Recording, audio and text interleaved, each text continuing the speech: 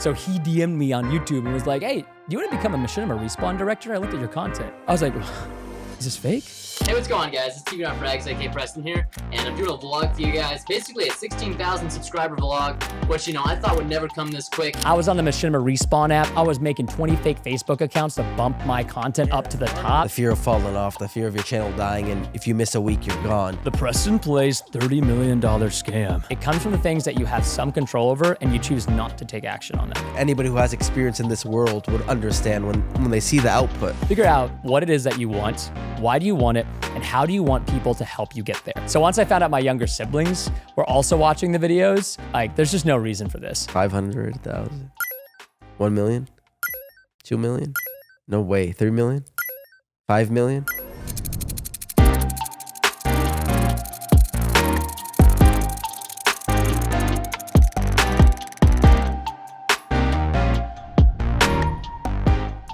Good. Preston, how you doing? Yeah, I'm doing so good. Thank you for having us. I see your face everywhere. We see a couple diamond play buttons. You have an amazing, office here. Congratulations on everything. I appreciate that. I'm really excited about this. I told you, prepping for the episode. Obviously, you've been around. We've both been around for 12, 13 years now, more. Close to 15, right? You've done so much in your career. Very, very impressive. Congratulations on everything. You're one of the hardest workers I've seen in the industry. Thank you and so I've much. seen your name, in the recent years on the Forbes list and stuff like that. And that's when I really started wait, hold on, let me see what he's, and just kind of lifting up the curtain a little bit and seeing what you're doing. It's amazing. So I'm really excited to sit with you, learn from you a little bit. I'm pumped. I told you reminded me a little bit of Ali A, who I did an episode with a couple weeks ago. I love Ali. But you both started in COD, kind of tried Minecraft, Fortnite, different games, and it's pretty cool. It's a cool trajectory because most of us kind of got stuck in Call of Duty and breaking out it. Not everyone was able to do it. It's difficult. Yeah. It's really difficult as YouTube evolves, which is literally every day it feels like now. Yeah, and you're still here, still running the game at the Trying, top. man. So we're excited to learn from you. So thank you for having us in your office. And Dude, thank you so much for sorry coming. we took it over. We just filmed the episode with someone else here. You were very nice. You and your team are amazing. That's the best thing about having spaces like this. I don't care what it is, sharing it and getting other people to be able to have actual utility out of it, Yeah. in my opinion, is the best. Yeah. Getting to host people. We hosted Power when they were practicing for the Rocket League tournament for a whole week. Nice. They were doing other content over here in this space, and everybody always wants this space too, which one. is great. It just so happens to be our actual recording office space, but it is also kind of the sickest. It's really nice. I love it. Like I said, your face everywhere I look. I see your face, but it's good to have your real face in the chair too. But I like to start these episodes kind of getting a little info of your childhood, your background. So if you could share, you've been online for a long time. And most of your life is recorded and published, right? Yeah. And I believe you share a lot about your private life too. So, whatever you're comfortable sharing, you talk about your childhood, where you grew up, your family dynamic, siblings, all that stuff. Of course, I'm a big open book. So Okay. that stuff is whatever you want, you can get. Family dynamics, fantastic. I have 5 other siblings. So grew up in a big household, which was always a ton of fun. We were always moving back and forth, back and forth. And you probably already know this from your research since I've been thoroughly vetted. I was also homeschooled, which is also a huge blessing. And I think a lot of people should take advantage of that more, especially in this day and age, just because you can accelerate the growth of learning of what really matters or what each individual child wants to learn about, and also what their passion is, rather than kind of being forced to do something that is not necessarily something they're most passionate about. Yep. Although with AI these days, who knows how learning is going to evolve and adapt. Yeah, 100%. Yeah, that's very interesting because homeschooling, at least when I was growing up, it was kind of looked at not negative, but a lot of people had thought it was a bad thing. Oh, dude, all the time. Because I think you're not going to get social skills. Similar with gaming. A lot of people think you're just sitting in your room, you're not going to gain social skills. But actually, a lot of people learned how to socialize through gaming with friends online. And homeschooling, like you said, I think it's just, I don't know. I think in the future with my kids, I think I'm for sure going that route. Because I feel like you said, their schedule, right? You have so much you could do with that time. You have a lot of open time. And as stigma still exists, don't worry. Yeah. Even my wife was like, you were homeschooled. You don't know what you're talking about. And it's like, you know what? Sometimes I don't. Yeah. I don't know what this thing was. She's like, look at this TikTok from the 90s. Don't you remember these things? And I'm like, No. Really? I think you're right, though, especially now. I don't even know what middle school, high schools are like now. They're probably crazy, depending on where you are in the country. But very interesting. So you have 5 siblings? Yeah, 5 Okay. siblings. Are you that? Where do you fit in the I'm like the middle. Okay. All right. So there's two above me that are older. Okay. Then it's me, and then my three younger siblings. Okay. And then I know one of the questions you have on here, so I won't jump it too much. There's like the question about like the adoption, if you want me to get into that. And it kind of helps with the chronological order a little bit. It's hard. That's why I was trying to prep. I want to go chronological. Yeah, you're fine. All right, so we'll hard go to jump around. chronological. Don't worry. I'll skip over that part for now then. So 5 siblings. I'm the fourth. So there's two above me that are older. Then it's me. Then it's younger. And there's only one girl. So Wow, okay. five boys, one sister. How was that like? 'Cause I have 3 brothers, and I'm the youngest. So no girls in our family. Dude, they can get away with anything. Yeah. When you're the only girl, you can get away with anything, man. And she has red hair, which is hilarious. So are your siblings involved at all to this day? Like, and now I'm jumping ahead. We just talked about chronological. But are they involved at all with content or in your Oh, yeah. in your business? Almost every single one of them. The eldest brother is a little bit more like doing his own thing, so we haven't chatted a whole lot. But the other older brother actually is our director of arts, so he helps us build everything and bring it to life. He was actually in the Navy, so his skills as an engineer are really, really helpful when it comes to making just all the fun things that we want into a reality. And then even my younger siblings, the sister, her husband, they operate a channel kind of like underneath our umbrella. We kind of provide the resources or like the infrastructure. Yeah, they have they have multiple channels. They got like the Keeley channel, then you got like Scott and Larry, which is like one of his buddies. Then they got like the 2 dog channels. Cool. And then she beat me and had a baby. So like, now she's just kind of chilling. Nice. And then the Preston. family grows. Yeah, dude. Uncle P. Before that, the older brother that's the director of art has 4. So I've been an uncle for a while. Dude, I know. It's just crazy. Do you get called an unk in your side of the internet? Oh, yeah, now I do. Because we're like, we've officially transitioned, like the OG FaZe members, we're officially unks now. So Yeah, what is that number? Is there a magical number for the unk? Is it just above the 30? I guess it's like being born before 2000 is what it seems like, which is like crazy. I thought, I didn't think I was old, but now there's people in the NBA that are born like 2001, so we're definitely getting old. No, I see some people, like I was at the table, I was at a YouTuber's wedding, and these probably, I don't know, TikTokers across from me, nicest people, they're like 17 and 18. They're like, how old are you? And I was like, 31. And they're like, Yeah. I was like, oh, chill, relax. Yeah, we felt young. I don't know about you. I felt so young for like a decade of being on YouTube. Still feel and so then young. out of nowhere, it's like you're old now. I got called a boomer once by a FaZe member. No. The youngest FaZe member ever. He called me a boomer, and I was like, oh no. What did you do to get called that? No, he literally just like, you're old, you're a boomer. I'm like, brother. To be fair, he was 11 when we recruited him. He's like the youngest ever, but Is that Ice Guy? yeah, high school. Yeah, okay. Now he's 18. So now maybe I really am old because him being 18 is like watching your kid go to high school or something. You know what I mean? It's weird. We're old. Yeah, it feels good though. So growing up with so many siblings, I'm sure your house was crazy. I'm sure there's stuff going on at all times. All the time. We lived in motorhomes on like my grandparents' property. They had a really, really cool program where they would help kids with special needs through horseback riding. So I was on the ranch. I was taking care of the horses. That was a lot of fun. Okay. Teaches you, how to have good character, Yeah. discipline, work ethic, stuff like that. That's maybe taken for granted these days. In some individuals. That's really cool. You got to like watch over the horses?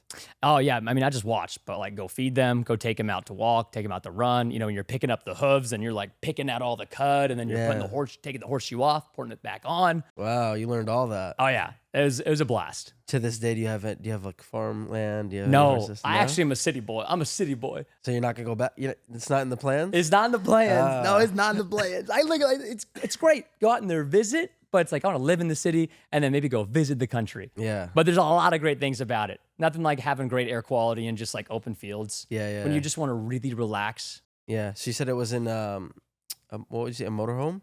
Yeah, we lived in a motorhome on our parents' property. Actually, it was an RV, and then I burnt it down on accident when I was 4. You burnt down the RV. I burnt down the whole RV, man. My dad, he loved French toast, and I was like, oh my gosh, I want to make him French toast. So like, back in the day, when you had like a gas burner, you had to light it yourself, at least in this RV. So I lit a match as a 4-year-old, and I don't know, guess I watched dad do it.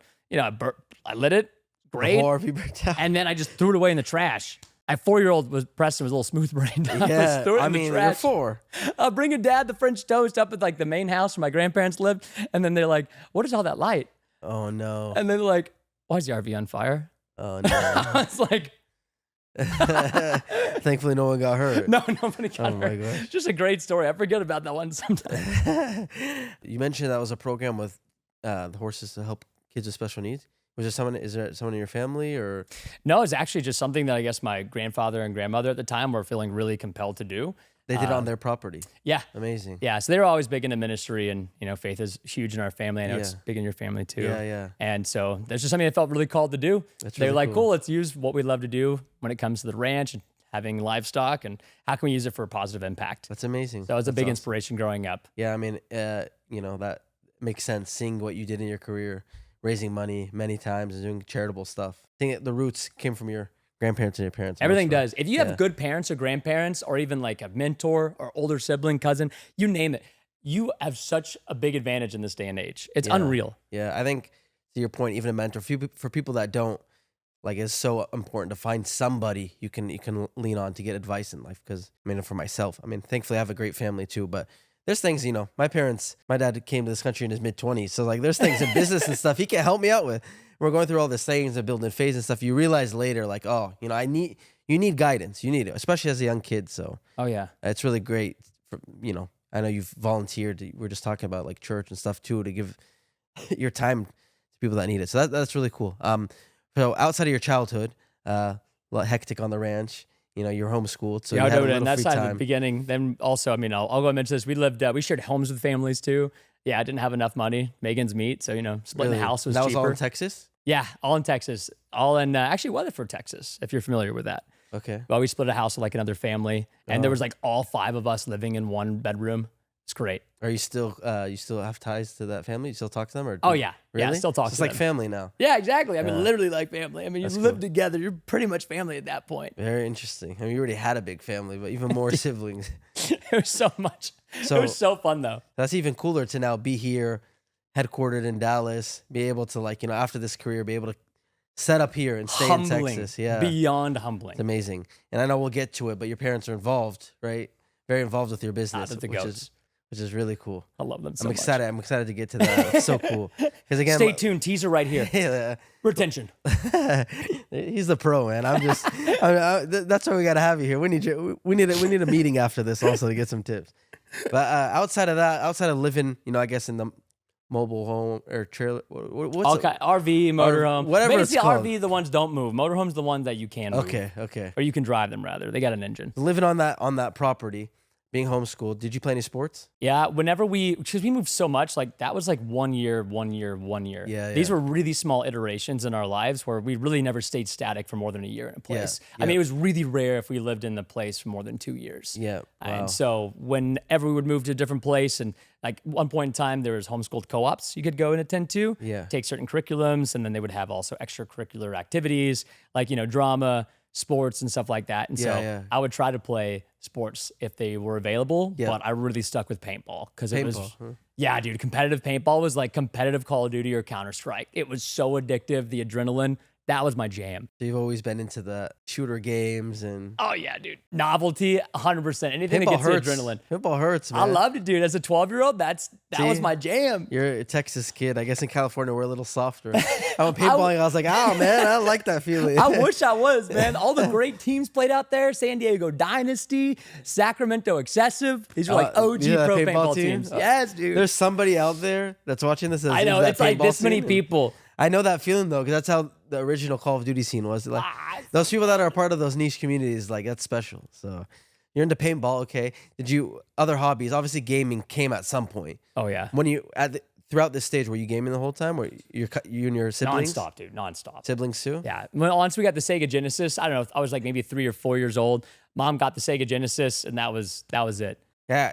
When you were 4, my research has shown that you got really addicted to Sonic. Oh, dude, I love So Sonic. what happened there? I was a Nintendo guy. Mario Party. Oh, Mario Party. Me and my brothers would play 4 players, so it was perfect. wait, was that on the SNES at that time? No, N64. Yeah. So Nintendo like, that 64. came like after the Genesis. Some people here have no idea what we're talking about. See, we are old because a lot of your viewers will be like, "What is a Nintendo 64? What is a Sega The Genesis?" Sega Genesis was extremely boomer. I mean, you could only have 2 connections, like 2 controllers at a time. And they had like this cartridge that would go into a cartridge, which I think the Nintendo 64 also had. Yeah. But man, it was so much fun. It was. They were good games. So you were into speed running on Sonic? I just love the platformer games, to be honest. Like, I don't think I was ever good enough to speed run it as like a 4 or 5 year old. But then, a couple years down the line, that had the love for platforming games. Then the Nintendo 64 came out, and I remember it was on. Yeah. Like once Dad came home with that, I was like, I remember the GameCube was like revolutionary. no. Oh, my Oh, gosh, so yeah. good. I mean, that's what I asked for it. Like if my parents could afford it or like I could do something to work for it, I was like, just the newest console, but Nintendo was my fave. Yeah. After the Sega, it was like all Nintendo. You still so when you have downtime, are you still playing video games to this Oh day? yeah. Like outside of filming yeah. and all that, yeah. Yeah, absolutely. Usually if I'm playing games, it'll be like Dota 2. I love Dota 2 comp. You got such a wide range of games. I do. I'm like, I don't impressive. discriminate. I like games. It's good, no, because like a lot of people they hear FaZe and like you're a gamer. I'm like, yeah, but like not really. Like I play FPS games only. I don't really know much about all these other games, but you like Really? you've touched every FPS, like RPG games and so you know good. Minecraft and all that. You're obviously Even the and modern you're good at all of them platformers. too, huh? I mean, my research shows again, right? When you were when you were around 12, you were competing online in Call of Duty. Which Call of Duty game was it? COD 4 It was actually COD 4, yeah. PC Pro Mod. PC Pro Mod. This is something not a lot of people know about, but This PC is Pro Mod. this is another niche. If you know, you know. Like So good. so, you were like a top player. Dude, I bet maybe when I was like 13, 14, took a couple of years Yeah? to get there. I mean, I had to like build this PC from scratch that I was playing on, which is pretty garbage. But I mean, maybe I ran with like 40 FPS. It got the job done.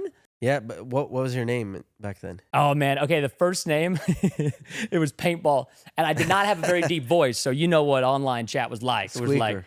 Paintball has no balls, and then you know what? They weren't wrong. It took a while. You were a squeaker, huh? Dude, I was like 16. I was a Yeah. squeaker. It was tough. Really? So, okay, you were in the COD 4 scene. Because my brother actually played, I don't know which COD, maybe the first one. But I saw Cal. Like, that brought back memories to me because my brother was playing back then. And I was like, not many people know there was competitive gaming. Obviously, it wasn't like it is today, right? But, like, you were in, like, semi-pro tournaments before your whole YouTube career, right? So how did you even get into that? That was the jam. I mean, once I built the PC and then just started playing, somebody in live chat, or not even live chat, because back in the day, like there wasn't live chat actually. So you would have to join Ventrilo or some other some other VoIP program, which everybody uses Discord now. That was Discord, yeah. Yeah, but back in the day, it was like Vent, Mumble, TeamSpeak, all these random ones. There was like clans that were recruiting, and they had literally clans, and you could have different ranks. Like I started out as a private in some random clan. It was wild. Yeah, it's so crazy. For people to even come up with those systems back then. I don't know. There was not really money. There wasn't content even really being made. No, but people are just typing in the game, and then they're like, "Have you played a pug?" And I'm like, "What's a pug?" And it's like, well, it's like, you know, you kind of like scrim, and I was like, "What's a scrim?" Did you ever play Medal of Honor? I played Medal of Honor on the GameCube, Okay. Oh, okay. but So yeah, you I never played on online the and competitive. Okay, that was for me. That was a question for me because They're good. we played Medal of Honor Allied Assault, like this old school PC game, and like that was where I first saw like FPS. And then That's you're like, just hooked. oh god, yeah. Dude, you know back in the day too on PC, like we got all the DLC for free. Yeah. For free. So, we didn't have to pay for nothing. you were a PC guy. Oh, dude, right? yeah, I So- was literally PC guy. So you know, after being a pro is when you got into content and you started making content on Call of Duty and all that. Really quickly before we get to YouTube, because that's obviously now been half your life probably of this YouTube career, I right? made my first video before they were acquired by Google. I was 12, so this was 19 years ago. When did they get acquired? 2006? 2000, man. Now we're getting old, you know? See, a lot of these guys maybe weren't even born back then. It's just crazy. It was just a RuneScape video, So, you know? so growing up, I'm assuming you like you just said, you were saving up money for PCs and stuff. So I know you had some jobs before, because a lot of it, like myself, I was 14. I never had a job before YouTube. Thankfully, I think I got some of the understanding of, like, I understand how, blessed we are to be able to make money on the internet. Because my dad was a car salesman, working 12 hours, 6 days a week. Like, I saw the grind. My parents lived paycheck to paycheck, although they put us in a really nice area. Like, I understand and I very much value, so like, although I didn't have the experience, thank God, like, I am able to understand how blessed we are. A lot of people, especially nowadays, you come Fortnite pros when they're like 12, they start making hundreds of thousands of dollars and they don't really understand. I'll see younger YouTubers make money and I'm like, please, like, I get so scared when I see them buy Lamborghinis and stuff. I'm like, bro, please save your money. Like, they start looking at like 100K like it's nothing, right? And obviously the whole crypto and investing, it's just like a scary time on the internet because people It's a bit of a really different struggle, isn't it? Because even though they are much more fortunate when it comes to financials, the foundation and the teachings that you get when you have parents that are more disciplined or maybe less fortunate in specifically finances, you find that it's so much more important. It is, and it's either they lose that money right? And they don't realize, like, if they just were a little smarter, they could have taken care of their whole life. But like, either they gamble that money away or put it into stupid things, or they just spend it on clothes and cars or whatever. Or for a lot of people too, it's really sad that, like, once they hit that peak at like 14, 15, you know, they go down the other routes of like drugs and stuff because they don't know what else to go for. You know, they've already achieved so much at a young age. Do you think it's just because they're confused and the money is just amplifying that confusion? I think when you make that much money at a young age, it's like it just skews your perspective of what the world is. And I think for me and you both, who live, like, you know, we have our faith for both of us that like gives us, our life is based around that. Everything else is second. I'm It's the assuming. guiding light, yeah. I'm assuming for you it's the same, right? That's the operating guidelines. Like, if I didn't have my faith, there was times, I'm sure, in my career at FaZe with the ups and downs, like, I would have probably been super lost. So a lot of people, they don't have that. They also, unfortunately, don't have a close family. So like, I could see how it's a struggle, right? For yourself though, growing up with both those things and also working jobs, what are some of the jobs that you had, and how do you think that impacts you, you know, beyond having a great family that already taught you those? Dude, anything to make money, man. I mean, literally anything. All right, maybe not anything. Let's just go in. Let's get it. Let's rephrase that a little bit, okay? Yeah. Like mowing yards, right? Like Yeah. 12 years old, knocking on doors, making the worst flyers ever. Mom and dad were always really supportive, but they were like, look, if you want to do this thing, paintball specifically, like $60 for a case of paint. That's how much you go through just playing one day. Okay. $20 for entry fee. Then you got to bum a ride with somebody, like, you know, the rich friend's parents that don't mind or have enough gas money to drive 30 minutes. Yeah. So that's a lot of lawns. Yeah. 15 to 25 bucks to mow a Just yard. for one paintball day. Yeah, dude. And you got to do that 4 or 5 times for one paintball day. Yeah. You know? So that's a great way that I was like just trying to generate money. It's 100 degrees here in Texas, but hey, built character. Had dad's like dingy old lawnmower. I could barely start it myself. I'm like 12, bro. I mean, I didn't even have a semi-deep voice till I was 16. So imagine 12-year-old Preston. You know, I was also like, I was big. That was big. Oh, you were big. I was you. We're gonna show this picture, and you can just see. People don't believe it, but this is what I looked like when I was mowing those yards. I don't even know how I didn't do it without passing out. Wow. Mowing yards, cleaning houses. My grandma was really good about that. She would allow me to like help come and clean her house or do odd jobs for her. Then I was like picking up any like weird crafts, crocheting. I could crochet, so Wow. I crocheted like oven mitts and like little like pots and stuff that like you put the pots and pans on, so it wouldn't, you know, burn the countertop. You were So selling those? I was selling them like $10. It took me like days to crochet, man. Days. That's awesome. I love it. Anything like that, I was like, ah. But then at 15, it was a big blessing. My mom ran into this guy at the military base because my dad was in the Air Force, and you could shop on the military base tax-free. So for groceries, it was fantastic. Yep. Ran into the head lifeguard at the military base. Over here in Dallas-Fort Worth, you have the Joint Reserve Base. So he was like, all right, cool. How's your son? He's 15. Yeah, I can give him a job, but he's got to get certified. And, you know, so big old Preston over here, like, oh my gosh, I got to swim how many yards? What? You became a lifeguard. I became a lifeguard. How was that? I mean, anytime I've seen a lifeguard, they're just sitting there. No, yeah, no, I mean, I mean, hopefully you don't have to. You don't have to get in the water. But did you have any stories where you had to jump in? Oh, yeah, I did. Oh, yeah. There was a couple of kids I had to jump in and save. You know, because most of the time, the pool in the lap area was usually like the big dudes in the military. Like Yeah. they're vibing, right? Yeah. But then there's also like a lot They're of families. kids, Yeah. yeah. Exactly. And you know, these little derp turkeys are just jumping in the deep end. It's like 12 feet. And you're just like, bro, again. You have to blow Splash. the whistle. Oh, yeah, dude. It's like, Yeah. there he is. There's Johnny again. Second time this week, drowning again. That's so funny. Offered to give him swim lessons, but That's so there we funny. go. Hot. I'm sure it was hot days in Texas sitting on No, lifeguard there. oh my God. I mean, look at this. Okay, so this is, I'm not even out in the sun often right now. And like, this is my tan line. Oh, wow. So like, if you think this is kind of a wicked tan line, like I was like 10 shades darker. It was crazy. Very, very interesting. Yeah, it's hot here, man. I'm not gonna lie. I walked in, I was like, I packed my bags the night before. I'm like, should I put a hoodie? I saw 93. I'm like, oh my God. California gets hot, you know, throughout the year, but I wasn't ready for that. Yeah, not like this though, man. Not like this. Yeah, and then one other thing that you mentioned is that you worked with church camps. I mean, I don't know if it was volunteering or working. Yeah, this was like a little bit back. So the church camps was like maybe 13, 14. And this is when I was visiting like my cousins up in Arkansas, and we would just volunteer, you know, bag groceries for a local store, help out elderly people. I mean, just anything that we could do where they just needed some young brawny kids that could do something. By Yeah. brawny, I mean, we just had energy. Yeah. We didn't have any muscles. You think that kind of led towards, because you make very clean content, quote unquote family friendly, right? You got the Nick A30s that are family friendly, but Oh, but dude, it was not always like that. it wasn't. Oh, dude, no. Okay. No, it was not.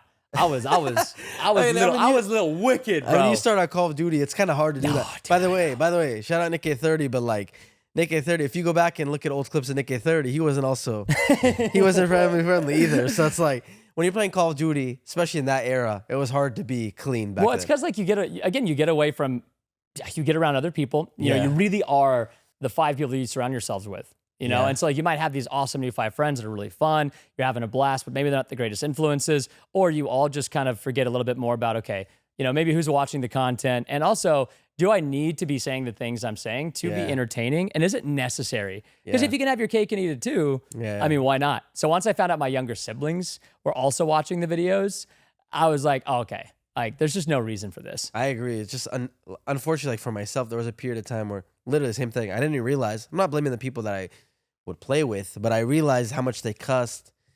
Like I used to never cuss. Fast forward, like I used to mute my computer so my mom didn't hear the people cussing when I'm playing. Fast forward, every other word I was cussing, and I didn't realize until I got older. I'm like, oh, I can't even watch old videos of myself because I'm like, just so unnecessary, like you said. So that's why, like, even in this show, it's called Unfiltered, right? Fame and Fortune Unfiltered. But I blur out the cuss words. People think it's for like monetization, but it's more just for me. I don't, you know, I took down a lot of my videos in the past because cussing, and there's just stuff that I just didn't want to be in my videos. More of like a personal reason. Oh yeah, totally. And it's easier to be funny when you swear. Let's just be completely honest. Off camera, I can make the whole room laugh in like the blink of an eye, but it's harder when you're like, all right, how do I make what I'm doing right now funny and also clean? I mean, those are the best comedians too. Yeah. The one that everybody can go. I mean, it casts a wide net. Dude Perfect's a great example. Yeah. And to your point, there's so many young kids watching. It kind of feels like an obligation. Like there's a lot of, like, my nephews watch videos and their parents will ask me, like, is this guy, like, can they watch this guy? So when they ask me about FaZe Rug, I'm like, yes, of course, Rug's good. Clean YouTuber. I have a friend, a very close family friend here in Texas. You actually were very kind. You sent me a video. I don't even know if you remember. Oh, I do. But like, for example, like, you're someone that he can comfortably watch, you know? And that's like something you should feel proud about. I feel like as a creator that the parents are cool with them watching you. And like you said, it's just not worth it. So a lot of people comment, how is this unfiltered if you're cussing out, you're blurring out cuss words? You know, some people come on like Ninja or other FaZe members and like, you know, they're throwing bad words there. But it's like, I just cut it. But some people are so mad about it. I'm like, why do you want to hear it so bad? It's not. Isn't it interesting? Yeah, it's really interesting. Very interesting. I used to not care. So I can understand. But yeah, I think I'm sure your early roots in your childhood and helping out and maybe helped lead to where you got, I guess, the concept. But we'll get there. Yeah, because you're just playing video games and having fun, and then all of a sudden you're like, oh, wait, you are influencing people whether you like it or not. And then you have two choices, right? Do you decide to take the high road or no? And then it all comes down to conviction, you know? So it's like, dude, like, I can't judge anybody. Like, they do what they want to do. I just so happen, like, I want my younger siblings who watched to be able to continue to watch. Especially the videos you made. You know, you went from Call of Duty, but when you start making Minecraft videos and Roblox, the audience in Fortnite, the audience is obviously going to be a little younger. Yeah, exactly. And it's just like, I don't know, like I grew up with so many younger siblings and I have a huge family, like I have like 50 cousins, a lot of them younger. And it just like, I don't know, like it made me really have a passion for like the youth. Yeah. And just, it's great. I want to be able to set somewhat of an example. Yeah, no, you've done an amazing job. So sometimes family-friendly YouTubers get some like hate for, I don't know why people love to pick on it. Yeah. I mean, we'll get to that, but like I had the really cringy role play days of like extra family friendly where it's just like, you're not even doing what you love anymore. And you realize like, put on like a show. Yeah. You're like, wait, why am I doing this? Because I can do what I love and still stay clean. I don't have to do, I don't have to do this. Yeah. That's way a bit of a fast forward, but you can be really funny and fun. Yeah. So we'll go back to, like you said, you were making videos on YouTube before YouTube was acquired by Google. So we're talking 2005, Yeah, so now 2006. we're like, okay, let's go to the era. Okay, so this is now maybe, I want to say we're in 2010. Preston's still lifeguarding from age 15 to 16. Okay. Got a bump first year, $8 an hour to $10 an hour. Let's go. All that check went right into an Xbox for Fallout. Okay. It was amazing. And just stuff that was so unnecessary, but I had money, or so I thought. And so I was now 16, and then this is when I was still playing competitively as much as I possibly could, and I really, really enjoy video games, of course. I mean, big dream back then was video game tester, influencer, creator, none of that stuff existed. Yeah. Like, get paid money to play video games? Yeah, dude. Yeah. And then I just was like, okay, well, I'm going to need a job that maybe pays a little bit more than $10 an hour. So I became a personal trainer that was certified, but never actually trained anybody. I got the certification. And then just kind of was like, all right, cool. I think my YouTube stuff is picking up. Okay, so this is while you're making content this whole time. Yeah, I was kind of like making content, but I was just dabbling in the space a bit. I was kind of watching just to see. A big inspiration was X-Jaws. Okay. You know, Sam or X-Jaws? course, I of mean, course. come on. Legendary YouTuber. Yeah. Legendary. And now before I get to him, you know, like this was a big thing for me, which was every few years I would try to get extra college credits. Okay. So when I was 13, I did the same thing. When we moved to Oklahoma, I had to go and get additional college credits somehow. So I got an IT1 certification, help people out with just other odd jobs when it came to anything related to their computers. Yeah. So fast forward 3 to 4 years, I was like, all right, time to get something else that maybe could be valuable. Mom and dad were very supportive because I graduated high school at 16. Okay. So I was done. They were like, all right, so now you got to get a job. You got to do something. Yeah. So I was like, okay, well, let me get this certification and then it'll kind of like, you know, buy me some time. Okay, so it was like a cover up for you It was. because you wanted to do YouTube. Yeah, I really wanted to do YouTube, but they were Okay. very adamant. Like, look, we'll support you. We're entrepreneurs ourselves. Yeah. You know, dad, when he retired from the Air Force, I was probably 15, 14 at that time. He actually was doing pre-need sales. So he would sell like funeral plots and funeral services. Okay. And he would listen to a lot of self-help motivating books and radio stations. And he would always share it with me. And you know, we had like if he had a good week, if like Friday for Shabbat, he was coming home with like some good quality like cinnamon rolls. Yeah. You know, but if it was like just ramen and meatloaf, I was like, okay, all right. It's gonna be kind of tough. Yeah.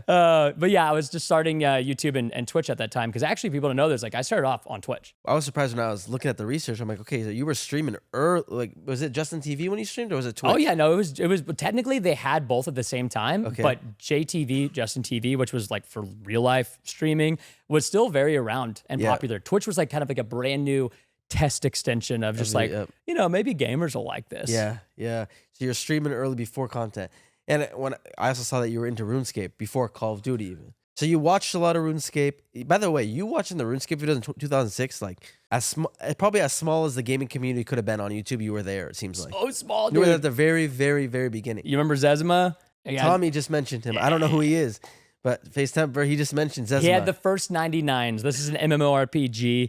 And if you had, you know, all level 99s, you were the GOAT. So first player to ever get 99 in every skill. But then there was also these other people that were more competitive called PKers, player killers. So it's like where you 1v1. The whole game is a bunch of RNG BS basically. But, you know, there's a little bit of skill when it comes to like swapping the weapons and stuff like that. And so there was a lot of really cool people that like blew up at that time on YouTube. So a lot of people, I never was into it, but I know a lot of people that started in RuneScape, like Cypher, PK. That's where his name comes Almost from. every right? Minecrafter. Yeah, and a lot of the Fortnite guys, it seemed Ninja too had a little RuneScape, and a lot of them were sharing how they got scammed on RuneScape, and that's how they learned about internet scams and Same, dude. So it's Same. like we've all been scammed. That's our first heartbreak, you know? Call of Duty, RuneScape. I feel like we're like training grounds for everyone to get into the internet and get into content. So you went from RuneScape to Call of Duty. You're watching a lot of X-Jaws and other YouTubers early on. Yeah, I was watching the X-Jaws, and honestly, it was very cocky of me. I was like, bruh, I'm so much better than this guy. I was like, I'll help people get better at the game. Watch this. And then I was like, watch this. And then I was like, watch this. As in, kept uploading and nobody watched. I kept uploading, nobody watched. And I was like, man, I suck. What the heck is happening? Same thing was happening on Twitch as well. I had like maybe 1 or 2 live viewers. Wow. And like the first live viewer, I actually still have his phone number and we DM. He texts me every now and again, That's once so a month. cool. Yeah, homie. No way. What's his name? His name, well, I don't know his real name because I'm such a gamer. Like Yeah. I was like, what's Apex's real No, name? no. Everyone calls me Apex from this Yeah, community. no. Rain, you know, FaZe Rain. I still call him Rain. Like I've known him he's one of my best friends. I call him Adapt. I still call him Adapt. So Yeah, like when Temper was here and he's just like, I'm Tommy. And I was like, no, I know who you are, but I forgot your first, because I'm like your Temper. You know what I mean? Yeah. Like that's just who you are. His That's name's it. Bad Habit. I mean, he must know that, you know, he's a legend, but we got to give him a shout out. No, Your dude. first viewer on Twitch. One of the first. Bad Habit, absolute legend. So you decided to get into content. You made videos no one was watching. You streamed. Yeah, Bad on Habit Twitch. was watching on Bad Twitch. Habit was watching, man. It was just kind of like grind the Twitch, Call of Duty Zombies specifically. Okay. That was a big one. And then try to help people with content, a little bit on zombies, but mainly like when it came to Black Ops 1. Yeah. Because that's when things were exploding, I felt like, for Call of Duty. For you, there's two in both Twitch and YouTube, 2 points that we identified as. One, when you got 2,000 subscribers, Machinima sent you a contract. Oh, dude, and this is wild. You guys know I was the spammer. Spam uploader. Oh, bro, no. Way worse. I was an absolute demon. I was spamming everybody's channel pages. That's right. Back in the day, this is what it looked like. Sub for Picture, please. sub? Dude, no way worse. I'm like, bro, this guy's garbage. Come sub over here, huh? No way. You need to come get this. I'm like the hot dog salesman across the street. Like, his wieners suck. Come to my wieners. Way better. Like, literally, like, spamming in the DMs, because back then they had a DM feature on YouTube. Yeah. Channel pages, the comments, everything. I was so building up subs. But you were doing it through, not hate, but like trash talk. Oh, I definitely was. Some people, I was definitely, I mean, I repent. Like, that was not, I was. That was Call of Duty. I was down. You know, you get no mad, excuse, you suck. though. You suck 1v1 me, and it's yeah, like, it was. Yeah. It was. There was a guy called, oh man, I don't even remember his name, like the Gucci Killer. I don't remember. This is, it's so long ago. Anyway, so yeah, Machinima Respawn was doing an early live stream, which back in 2011, very, very new for YouTube to actually experiment with live streaming. And AdSense was very, very new. Oh yeah, and the only way that you could actually be, you could have thumbnails and like a custom banner and some of the additional requirements to monetize, you had to be partnered through an MCN, which was the Wild West days. Yeah. And so they were live streaming. So on this live stream, I'm spam right-clicking everybody's YouTube channel as it's coming through, just to like post my copy paste message of like, come check out my channel. I love it. I was on the Machinima Respawn app. I was making 20 fake Facebook accounts to bump my content up to the marketing. top. That's marketing. My friend got like the first post of the League of Legends update thread and swapped out his original post with a link to my video. Wow. I mean, I was just scrappy with it. You got to do it. I respect it. I like it. And the guy that I ended up like right-clicking his channel and then posting on his channel page was Anthony Shorewars, at that time, the director of partnerships for Machinima Respawn. So he DM'd me on YouTube and was like, hey, do you want to become a Machinima Respawn director? I looked at your content. And I was like, it was all worth it. I was like, is this fake? Is this fake? This can't be real, right? That was a huge like come to Jesus moment, because I'd been praying. I was like, is this what I'm supposed to do? I love this thing. Give me an opportunity or like some kind of sign.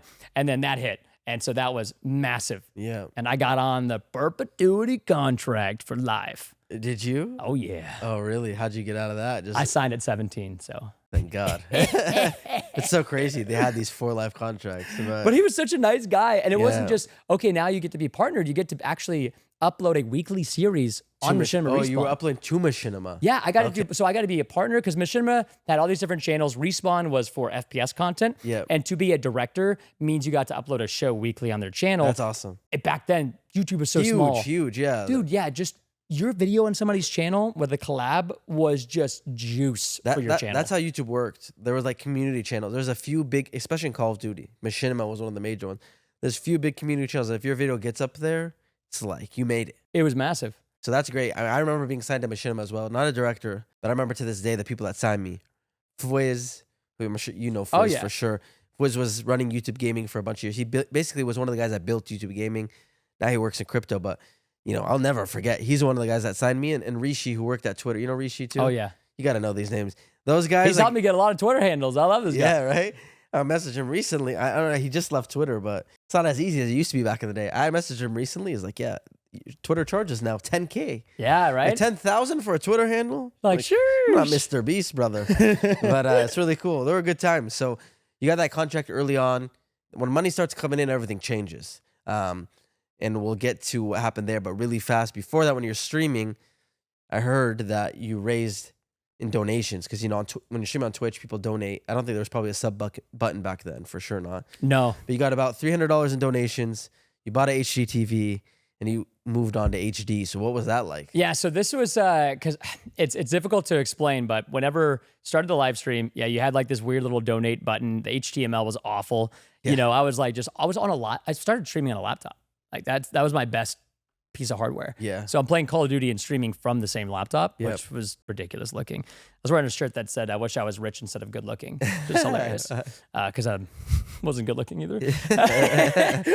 But I started on this bad boy just to raise money to get a faster internet connection. And back then I had like 2 megabits. So that's literally why you streamed. That was your goal when you started streaming. I was just like, bro, if I could just give my mom and dad like $30 a month, we can maybe get one more megabit upload speed, and then I don't have to stream at like 600 kilobits per second. Yeah, crazy. It was terrible quality. Just try to pick up as much momentum as I could on Twitch, just doing like, COD zombies and stuff like that. And eventually, it transitioned to when Modern Warfare 3 came out. That was like really, really that big was your for me. game that blew your channel. That's what got the Machinima Respawn contractor, the director of partnership opportunity, just because of the Moab with every gun series. That was a 24, 25 kill streak with your weapons. And that was really big. So my show was called Massive Ordnance. I had a series myself called Road to Kill Cam. That was like the reason my channel blew I know. up. I remember Road to Kill Yeah, Cam. I feel like so underrated for YouTubers. Like it's that one series that can change everything. It is. I had actually. People hate me for this, but I had 99 episodes. Never got to number 100. But like that series on Black Ops 2 is what legendary. blew up my channel. Your Moab series obviously was like your initial thing, and then you never stopped since then. But you also streamed. You had a crazy live stream, 57 hours. Dude, yeah, 200 Moabs in 57. By the way, like 202. 202. I have it. You're right. I have 202, but I know you remember it. Well, I got to tell you the beef. This started off like I did the first one. And it was a 100 Moab live stream. It took me about like 24 hours, 27 hours. And there was this guy called Incredible Orb, Joel, if you remember him back in the day. He's just handsome Swedish guy, and he's like obviously like really close with the Twitch people because he knows how to network. And I'm just this dumb 17-year-old who's just like, isn't it all about how good you are at the game? Yeah. Networking? Never heard of her. Yeah. And so, of course, like, he does it again. He does it after I do it and then gets way more notoriety and publicity on Twitter at that time. Yeah. And I'm just like way too competitive. And so I'm like, all right, caffeine powder, Red Bulls, whatever it takes. I'll go for 202. And this time we'll raise money for, I think it was to help prevent cancer. So just cancer screenings earlier on. Nice. And you dude, raised $10,000. it was like 5 or 10,000. It was just so long ago, and I was so sleep deprived. I had to like almost a 27-hour sleep after that. It was wicked. Crazy. My cousin was bringing me chimichangas. Like I had people like just like helping as much as possible. He was on my laptop trying to run support streaks for me to help me get the Moabs. Did you sleep at all during that 57 hours? I took 1 2-hour nap. My mom forced me to. I did not want to. Yeah. But I was just getting DDoS so much back in the day. Oh, I can't imagine, especially on PC. Dude, it was awful. You get stream sniped or DDoS. PC's a different world. Yeah. Why, dude? Ninja stream snipers. You don't know. You don't know. Really? There's 10,000 people playing PC Modern Warfare 3. Okay, You're probably the only one making content like that. Yeah. like, dude, a very small community. Plus, getting the IP was so freaking easy. Yeah. I was like, I'm doing this to help prevent cancer. You morons. Yes. I was so livid. That's crazy. I mean, by the way, 202 Moabs in 2 days, basically. That's very impressive. It was That's 100 a day. That's crazy. dude. I had honestly like That's not easy. I mean, come on. I don't even know if Scump could do that right now. I had literally the most goated friends I'd met online that were running support kill streaks for me with ballistics vests, UAVs, like the whole 9 yards, and they would rotate out. So I'd almost That's have so like a cool. full party stack. And if it wasn't for them, never would have happened. That's so cool. Never would have happened. That's for sure world record. Maybe you don't have the official Guinness World Record, but there's no way anyone's done So anything again, like I that. did that because I was like, all right, Orb, go for 202 now. He didn't beat you, huh? No, because he did the 101 after I did 100. So that's obviously a very successful stream. I mean, I'm sure you had thousands of viewers. Do you ever wonder if you just kept streaming? Because you must have stopped at some point. I mean, your last stream that I saw on your Twitch is from Fortnite 7 years ago. Oh, yeah. So like, I'm sure there was a bunch of time on and off between that. But do you ever think about, obviously you had, thank God, such a successful YouTube career.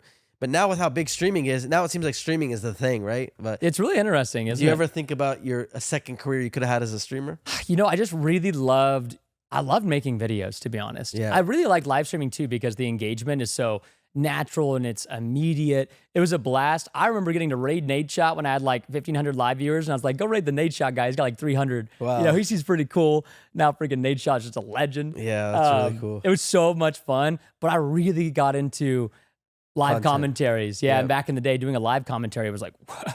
What, you do live commentaries, bro? Because back in the day, you would just record a commentary over a good gameplay. Yeah. Live commentators were like revolutionary. Yeah, you were using it in the title, saying Yeah. live commentary. That's like what Road to Kill Cam was. It was just changed things. A lot of people got to your point of like that you were like, isn't it all about being good? Like you had that mindset early on. A lot of people in the early Call of Duty community like could not grow out of their mindset of like it's all about skill only, or that's why so many people had so much potential to be massive YouTubers, but they never wanted to experiment out of their comfort zone. I really also wanted people to watch me for me a lot more because as you see the stream, when you don't get a Moab every single game, it's like fall off. Yeah, yeah. I mean, this is before That's fall not off a plus fun. ratio. That's not a fun like thing to have your content be contingent on. Is you getting a Moab? No. That is hard. That's hard to do every game. Yeah. It was pretty bad. I also got called a hacker all the time. Like literally everybody. I promise you, like I never cheated.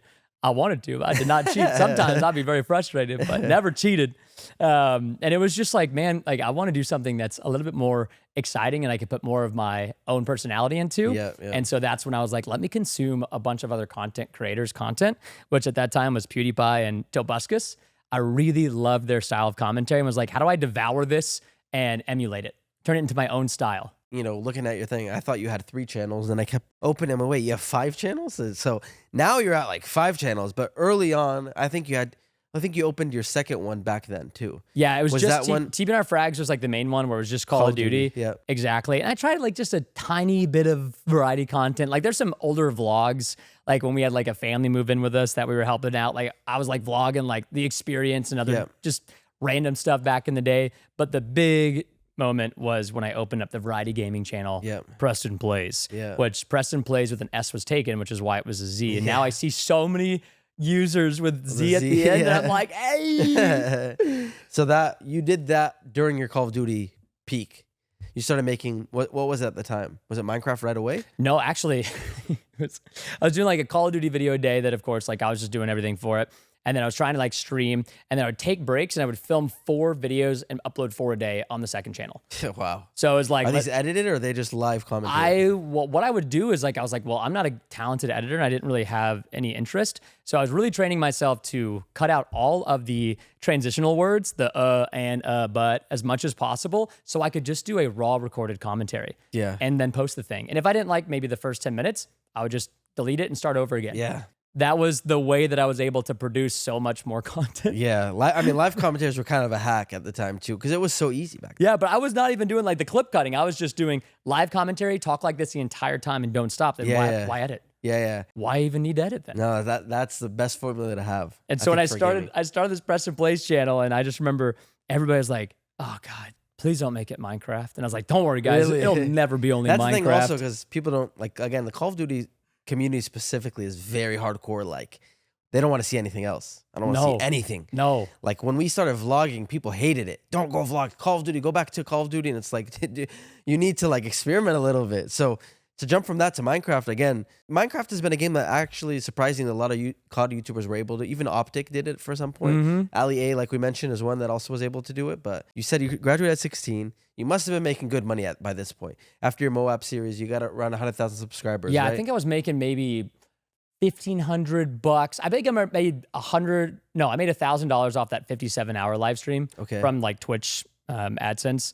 And then I was maybe making $2,000 to $4,000 a month at this time, combined with YouTube and Twitch. So what was going on with your parents and school throughout this whole time? Well, thankfully, once I was able to prove that I made money, it wasn't as important. So once money was coming in, that's what they wanted. They're like, you just need to bring in income. Yep. You graduated at 16. So like, are you going to go to med school or to college? Or are you going to, what are you trying to do here? And they were entrepreneurs. So they were like, cool, you like this YouTube thing, whatever it is, we'll support you, but please get a job at the same time. So what exactly was for that? I don't know if lying is the right word, but you were hiding something throughout this time. I actually wasn't even really hiding. I was just like, all right, I'm going to get this personal training certification while I'm trying to do this other thing. And then once they saw a couple $100 a month come in, whether it was from donations or just, AdSense from Twitch, it was enough to be like, oh, okay, there's potentially income in here. So it's just more of you like telling them, hey, I'm going to go down this path. But in the back of your head, you knew you wanted to do YouTube. Yeah, exactly. But you were just waiting for it to pop off. Yes. So, okay, thankfully it did. You made the second channel, and I'm sure since then, again, you never stopped. In 2016 was the first time you hired an editor, which I think is insane. Because, I was a one-man show for 5 years, and it is exhausting to come up with the idea, so much, record, edit, thumbnail, go. And that was with one channel that I was doing it. So then you had 2 channels. Now you have 5 channels. Can you break down, first and foremost, what all those 5 channels are? Because I can't even imagine having 5. No, I got you. And I think, 4 of them are active right now. So it's not like 5 are active right now. Yeah. All 5 are active. I want to say 5 are active. 4 or 5 are active. I'll count it in a second. So how do you decide what goes where? Because, you had points where your main channel was Call of Duty, then it became Fortnite, and then you have the Minecraft stuff and vlogging. So can you break down each channel? I'll break it down as best I can. And so if you want, I'll touch on this, and then I'll go back to just a little bit of, you obviously know Vicstar and Lachlan. Of course. Yep. That's also where and why Minecraft was so impactful for me. So I can either touch on this now and how I met the guys in the group we formed. Yeah, let's do that. Because that, I think you had a collab that kind of opened a whole new world for you in Minecraft, right? Oh yeah. Correct me if I'm wrong. Yeah. And I think that's where you probably doubled down. So yeah, what happened there? Sure. How'd you get out of Call of Duty? So I started again, PrestonPlayz. I think the channel was launched July 4th, 2012. And now it's actually the Preston channel. I just actually converted it and made a new PrestonPlayz channel. Only OGs know. And so we started just doing variety content. You do Don't Starve. I was doing like Castle Crashers, Minecraft, telling the viewers, don't worry, it'll never be Minecraft only. But of course, the Minecraft was popping. Yeah. I was having a lot of fun. Yeah. I kind of couldn't stop it. This is also around when Hunger Games came out, the movie. And so survival games in Minecraft was huge. And it was kind of competitive. It's PvP. Yeah. Fit my vibe. I really enjoyed it. And then PAX East was happening. Okay. So PAX East was a pretty big deal. Back in the day, all the YouTubers would go together at PAX and kind of meet up. Don't know why we would only do it at PAX events, but we did. That's the only time YouTubers thought they could get together for some reason. And I had nowhere to stay or go. I was like 17 at this time, maybe 18. And then Beijing Canadian was like, hey man, you could stay with us. Because I tweeted, I was like, anybody got a room? Yeah. And he's like, we got space on the floor. And I was like, dope, I'm in. Yeah. And so flew out there, actually ran into Drifter on the way at the airport. Didn't even Wow, know that's an old name I for know, me. I didn't even know he lived here. Wow, okay. Yeah, I ran into, I was wearing like shorts. And then he's like, we're going to Boston. And I was like, what does that mean? Yeah. I landed, it's like snowing, and I'm like, this is really cold. But that was a huge introduction because at that time, Mitch was killing it. Maybe 12 million long form views per month. Crazy, yeah. Doing survival games content. I want to say I was doing 3 million a month on the TBNRFrags channel, maybe 6 million, and then another 2 to 3 million on the PrestonPlayz channel. So he was still doing more on one channel. Yeah. And so I was like, I really want to learn from this guy because this stuff's popping off. And so because of that, I got to meet a lot of other great creators and start filming with Mitch or Beijing Canadian. And that was massive because then we met up with Vic at PAX East. Yep. And Vic Star, obviously a great guy, still also killing it. Then we met Mr. Woofles. Sorry to cut you off. Yeah, go ahead. Vicstar had like 3,000 days straight or something of making videos. He did, It was dude. some crazy number. He had a crazy upload streak Yeah. for just ages, and he would actually tweet all the time when he was like still awake in the morning at 6 or 7 a.m. because obviously the sleep schedule for people over in London was UK, pretty yeah. brutal. Yeah. People in the UK were kind of screwed if you weren't on the American time zone. Yeah. So it was crazy. He was so dedicated. People may not realize that because Sidemen obviously now is a massive brand, and these guys are like superstars in Europe, right? But people maybe don't know that Vicstar and Zerka even had very deep roots in gaming.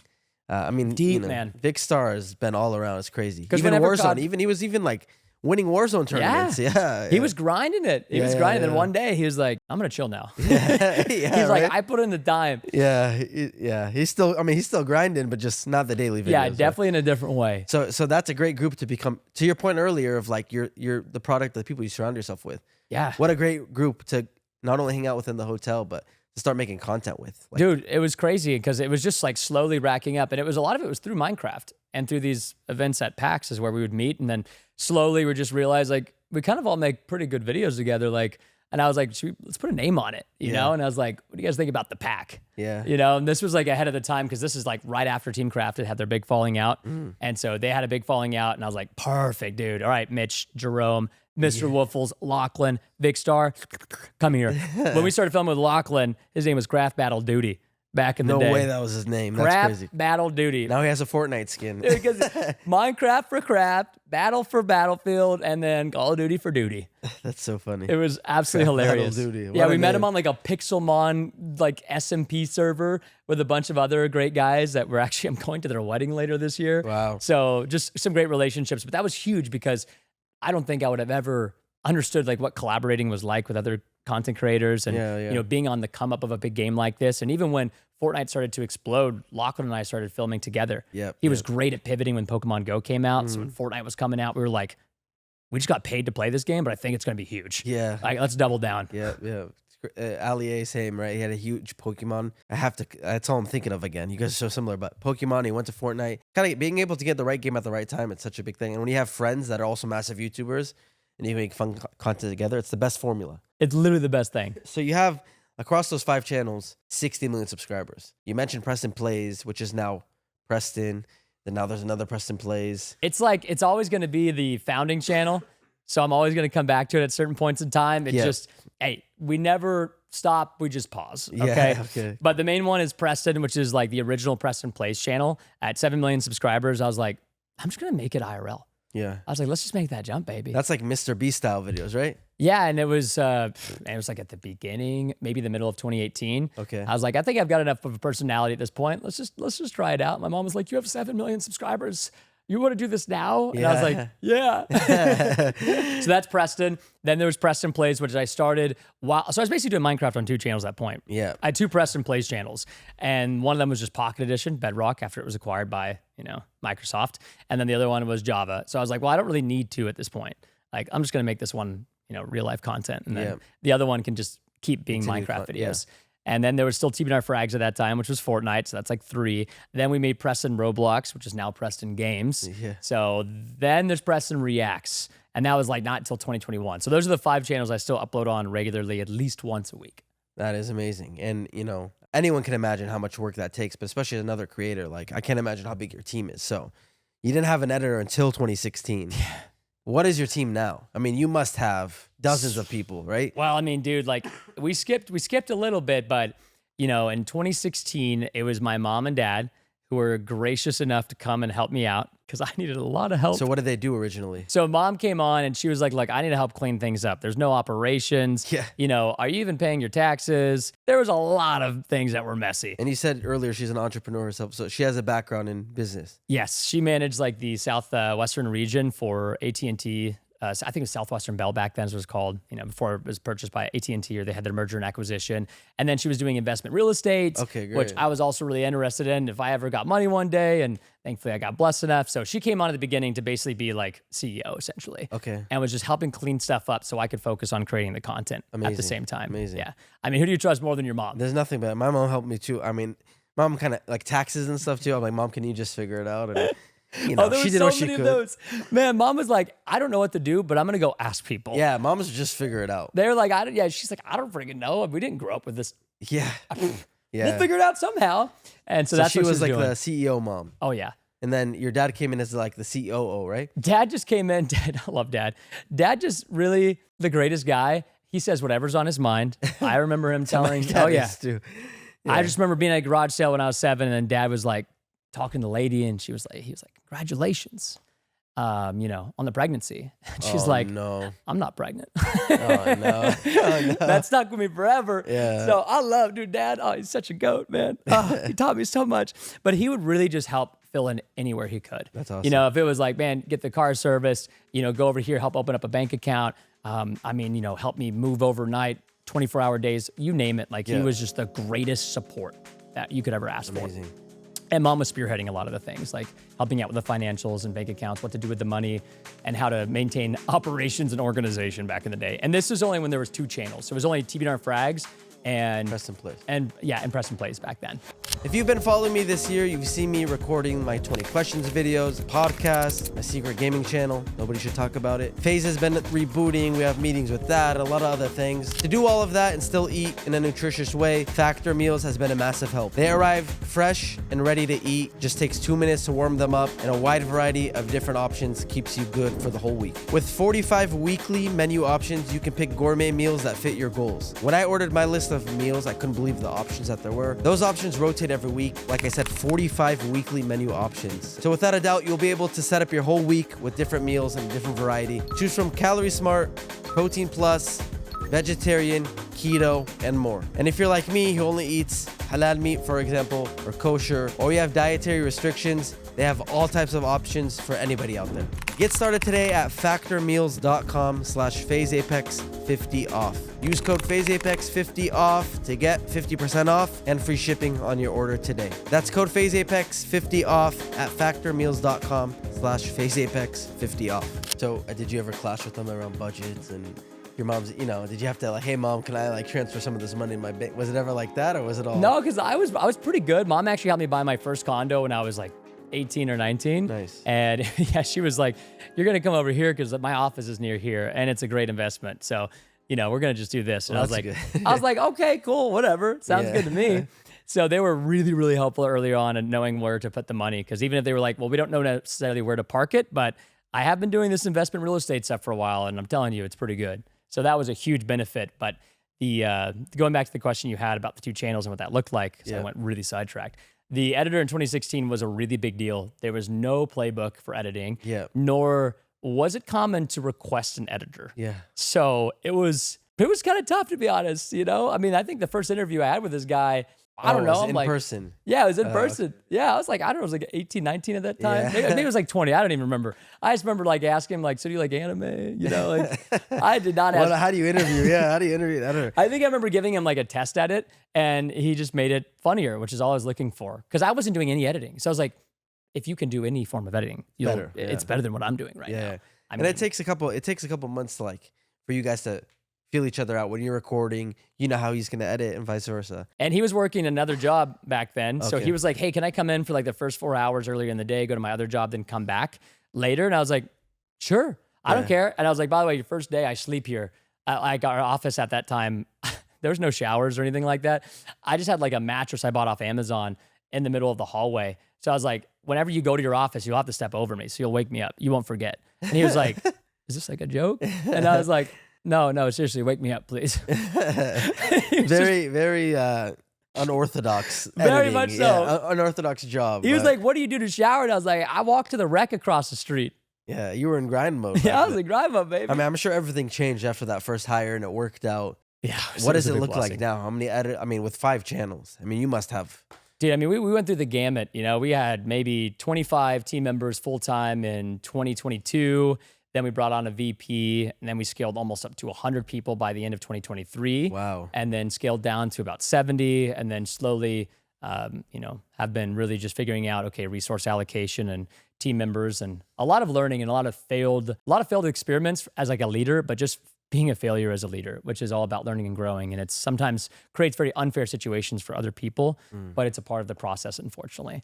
So Yeah. now we're at like 45 full-time, really, really strong. Amazing. And how many of those are like focused on content specifically? Almost every single one. Wow. Maybe like 5 to 8 people are on support. So, if somebody who's like operations can support all the back end, or somebody who might be in accounting or financial controlling, they assist, but more from the back end rather than somebody who's, working as an editor or in production or creative.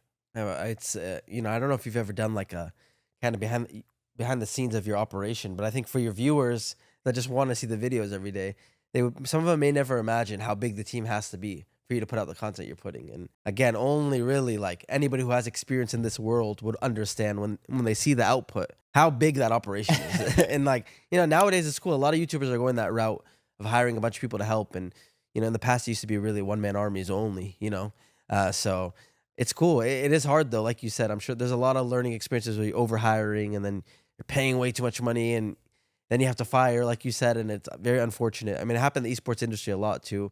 A lot of these orgs scaled and fired and Well, it's really easy to forget, sometimes Yeah.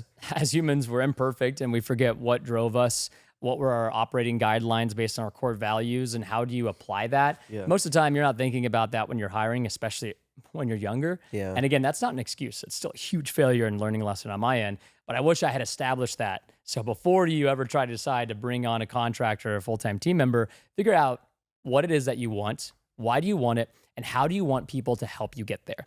If you can clarify those 3 things, people will be very, very thankful, and you will not go down the wayward path. Yeah, but again, unfortunately, some people maybe lost jobs and stuff because of that. But it's all part of the reason you're able to run the operation today and employ all the people you employ today and have a very clear operation. So Because at the end of the day, you just want more value. So it's like, well, I want to bring somebody on for creative because they'll have better creative ideas who can service the viewers better than I can on Yeah, creative or yeah. post-production or production. That was the whole mentality. But then you get to a point where you're like, wait a second, I'm a huge bottleneck and the quality is dropping and things are being diluted. And then you're no longer doing where you're most leveraged based on your time and your passion.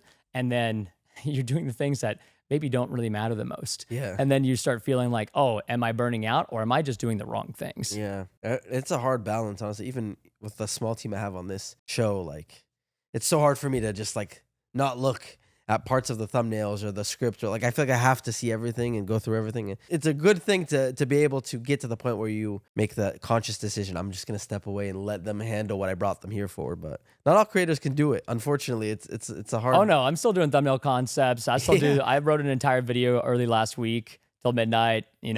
Still It's got hard, man. It's in your DNA. Yeah, it is. It is because you want to be helpful. Yeah, yeah. You used to post every day, right? And you scaled down now to 4 uploads a week. Yeah, so this was a huge blessing. I mean, at the beginning, it was every day on TBNRFrags, and then it was 3 videos a day on PrestonPlayz. Oh my gosh. And then I opened up those extra channels, and I was doing the same thing, like trying to do daily for my like wedding and our honeymoon. I think we had a math. It was 242 videos in 3 months we got filmed. It was a wicked grind. I was filming like 8 to 12 videos per day, 7 days a week to prepare for that. How long was the break? For the Oh, wedding it's and like honeymoon? 13 days. So see, like okay, to take a 13-day break, you needed to record 242 videos. Like We wrote on the whiteboard every day. We were updating it, and it was the most unrelaxing honeymoon. Like, it was adventurous, so of course it was fun. Yeah. But like, I got back and I was like, oh my God, wait, did you have? But at this point, you had a team, like 4 people. 4 people. Like I have prepped personally 14 videos for like 2-week trip, and I like died doing it. Oh yeah. So 240 videos. Oh my God.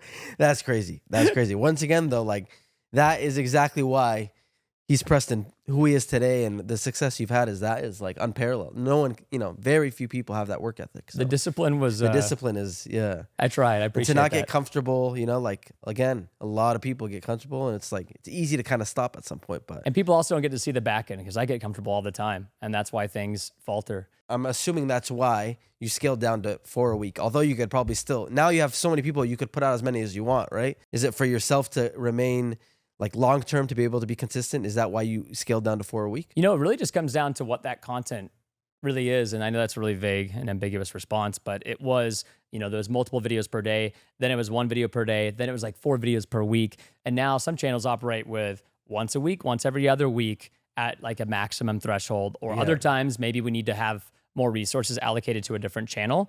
If there's something that, again, the time is more leveraged over on a different channel, if I can pull resources like team members or budgets or even my own time.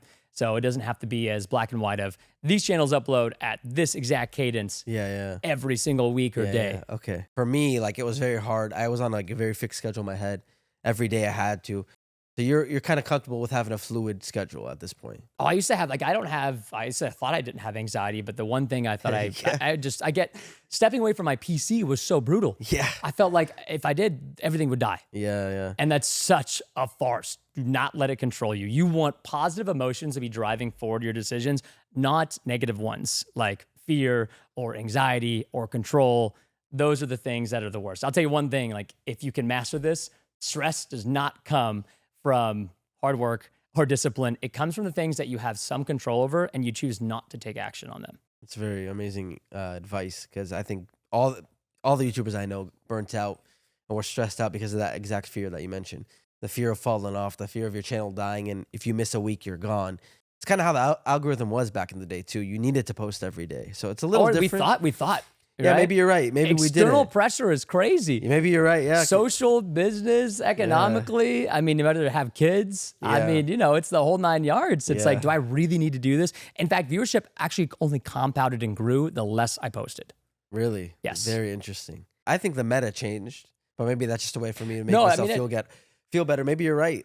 It's very interesting because again, you were posted 3 times a day on one channel. Like that is unbelievable output, and that's only one of your 5 channels. Very interesting. I mean, nowadays I know content for sure has changed because short form is like what most people consume now versus long form. So I can imagine nowadays having higher quality videos at a less frequent rate is probably better as a creator, but very interesting. I mean, you've been able to kind of adjust and adapt to whatever the algorithm is or whatever the trends are. And with all the content you've done, all the games you played, whether it's Fortnite, Roblox, COD, vlogs, challenges, what's your favorite content to make to this day? Man, such a hard question to answer. Because you love all of them, and so it's really nice that you get to have a variety. Yeah. But if there's one that I'd have to say, I'm right now at least having the most fun with, I really love Roblox. It's just such a fun and derpy game. And it's easy, but really fun. I don't think you necessarily have to have the hardest filming experience to make the best video or to create the most value for your viewers. So sometimes, for me, I want to drive, everything I do is the 2 core ingredients is fun and humor. That's how I believe I create impact via joy. Yeah. So it's I want to just do things that are really fun and humorous. If I can use those core ingredients, and right now Roblox is really great to do that with, but there's been plenty of other examples that I've had a blast with. Like when we got to do the living 24 hours on a private jet. I mean, it's literally just like me and two guys that I are really close friends with. And we were just like, what if we rented a private jet and just like kind of flew it around and literally just like, I don't know, like pretend like you were a stowaway, just like as like this random joke. And then we play Smash Bros on the plane and we slept on the plane. It's cool. You get to like to be able to have an insane idea like that and actually bring it to life and make content out of it. It was a new experience. I would have never gotten to experience that if I wasn't a content creator. You know, like that's like a $65,000 video. And we shot it all on iPhone 11s. Really? Wow. Why? Because it was easier at that time. You know, it was like, we just believed we could get better content if we had the iPhones versus like the DSLRs overheating sometimes or just keeping track of the batteries. They're just bulky, more difficult to manage or set up. Sense. Even the video where we stayed 24 hours in the Bermuda Triangle in the Minecraft boat, I self-produced that all on my iPhones. Wow. It's just easy. And it was really fun. So those videos, I have a blast filming. So that, I mean, you said the private jet one costed $65,000. You clearly don't have an operation that is maybe similar to a lot of YouTubers. I mean, it was such a big team. And, you know, you're not thinking about it, how much money you put in one video and what you're going to get back. Clearly, you're looking at the business as a whole. You have budgets, like you mentioned, that you allocate towards each different channel. So what can we break down about your business structure? Like I've seen, you know, you've made Forbes list of top creators many times. And again, I know that they're public numbers. So, and I know you've talked about it. Oh yeah, it doesn't bother me. Congrats. It's amazing numbers too. It's amazing to see. And especially after hearing the way that you build the business, like clearly that number is reflective of the business. And with that, you have payroll, that bunch of people you're paying for all this content. Well, people love the gross numbers. They love gross profit, gross revenue, you know? I mean, we've been definitely running at a bit of a loss for like the past, I don't know, year. Really? Like 400, 500K a month or so. Really? But of course, like we have a war chest, you know, we take a licensing deal. So like that first and second Forbes posts, oh my gosh, Emperor's no clothes. We took larger deals either on our older videos with a licensing deal or future videos. And so that number is significantly inflated because we're giving up a large portion of ad revenue for multiple years of content that's still generating a lot of revenue or future content that's generating revenue. So it looks like it's massive, but in reality, we're just borrowing from the past or the future. Yeah, and you have expenses that no one's accounting for. Right, so you have to make sure that you are storing up the grain if the money is grain because you know, if it's a 2 or 3 year deal and you're no longer making any money off AdSense and maybe it's just partnerships, you got to be able to keep, you know, payroll and operating expenses and everything going. I mean, what's the largest number that Forbes reported? Was it like around 35 million? Or something like that. 35 million for 1 year is what they reported. Yeah, because there's just more than 50% of that was from a licensing deal. That's a licensing deal with like a spotter? Something like that, Something like that, where they buy your YouTube catalog, they kind of own the revenue that will generate, and they pay you up front. Correct. And I'm sure there's other deliverables like posting a certain amount of videos every month or year. Yes, a cadence. Okay, so you get paid basically in advance for the content that you're gonna make and your old content. Exactly. Amazing. So have you done a few of those deals? I know. Done a few. Yeah, I've done 2 on the previous back catalog, so like older videos, and then I've done 1 that was on future content for the Preston and PrestonPlayz channels. You're saying that was about 15 million that Somewhere year? in that range. Wow, that's amazing. Yeah. And why did you decide to do that? Like, great question. Yeah, I mean, I think I would do it if I would probably do it. But yeah, to your point, your videos are very kind of evergreen, a lot of them, where they can continue making. They were very also inexpensive to produce. I never really thought about it as like, let's put more money in the videos. Yeah. I remember when Mr. Beast, our moms went to Bible studies together and he came to my office for PR training way back in the day when he has maybe like 15 million views a month. Wow. There's a photo of us on my Instagram, just like me, like kind of like hugging on him from maybe 2017 or 18. Wow, I made a crazy. Roblox account for him. We used to this video. It's like creating YouTubers a Roblox account. The login details don't work anymore, Jamie. What's going on? The password? Yeah. Did you change the password on me? Anyways, I just remember him being like, you should spend more money on your videos. Yeah. When we were at do you remember his tournament that he did with a bunch of YouTubers with the airsoft balloons? Yep. I won the second one for the $100,000. Amazing, yeah. Yeah. I mean, that was one of the big creator Dude, it videos was he big. did. Yeah. Yeah, it was super big. Anyways, like it was myself, typical gamer, and then Unspeakable that were on the same team that split it 3 ways. And so he was like, you could put that back in the video. And I was like, bro, that's going to the office remodel for the team members. Yeah. He's like, no, put it in the video. And I was like, I don't think we had to put this into content. Yeah. Oops.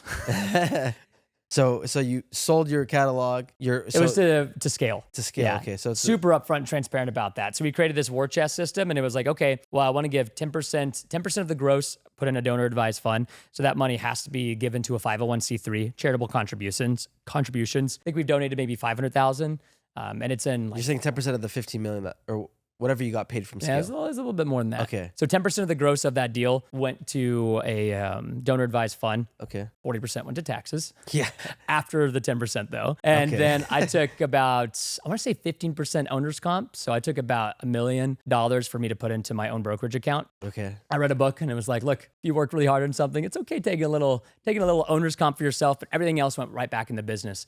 Buying additional studio space like the one that we're in right now, getting to also bring on a lot of, seasoned team members that have a lot of experience to hopefully create more value. Also, just to give raises to a lot of the people that were here, larger bonuses, potentially even bonus pools based off ad revenue and how well we do in terms of net revenue, stuff like that. So we were like, let's scale, let's go to the moon. For you, it was an opportunity to keep growing and make more content. Yes. It was not like, oh, I made it. Like I got paid and you were never No, thinking it was about like, that way. actually it was like, I haven't made it, but this can help amplify the growth. That was always my mentality. But like you don't make money off ad revenue. Preston and PrestonPlayz. Yeah. Okay. Very, very marginal amounts. The other ones, we were still making ad revenue. So your business right now is mainly off of brand deals? Brand deals makes up about 25% of the total income yearly. Okay, amazing. Yeah, so that's usually $3 to $4 million a year. Awesome. What do you think it is, Sticks? Yeah, $4 million last 4 year. million last year in brand deals. What are some cool big brands that you worked with? There's been so many, man. I mean, back to earlier, we were talking about Yeah, I know, I love the it. clean content, right? Like that is a blessing of having clean content is all the brands are going to want to work with you. And it's just like, they're so fun to be creative with, man. But I mean, right now we got Jojo,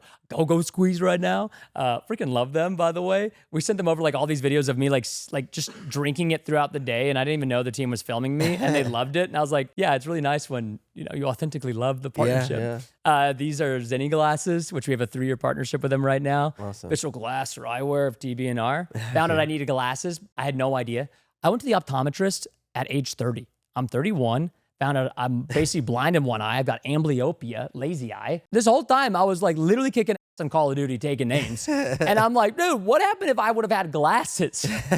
Yeah. I've been crazy. I was like, I walked on a plane's wing twice for a video without glasses. Yeah, that's scary. Yeah, so these are just like a couple. I mean, there's been so much. I mean, Nickelodeon, obviously being in the Sonic 2 movie, even though it was for like 10, 15 seconds. I mean, to go back to you being 4 years old playing Sonic and being in the movie, what an insane. This is so sick. Dude, doing the first ever, doing a brand deal for Fortnite when it first started, Battle Royale. That's so cool. Doing the brand deal for TikTok. And I was like, guys, this is going to be a really big platform. That's so, yeah. You should get your usernames while you still can.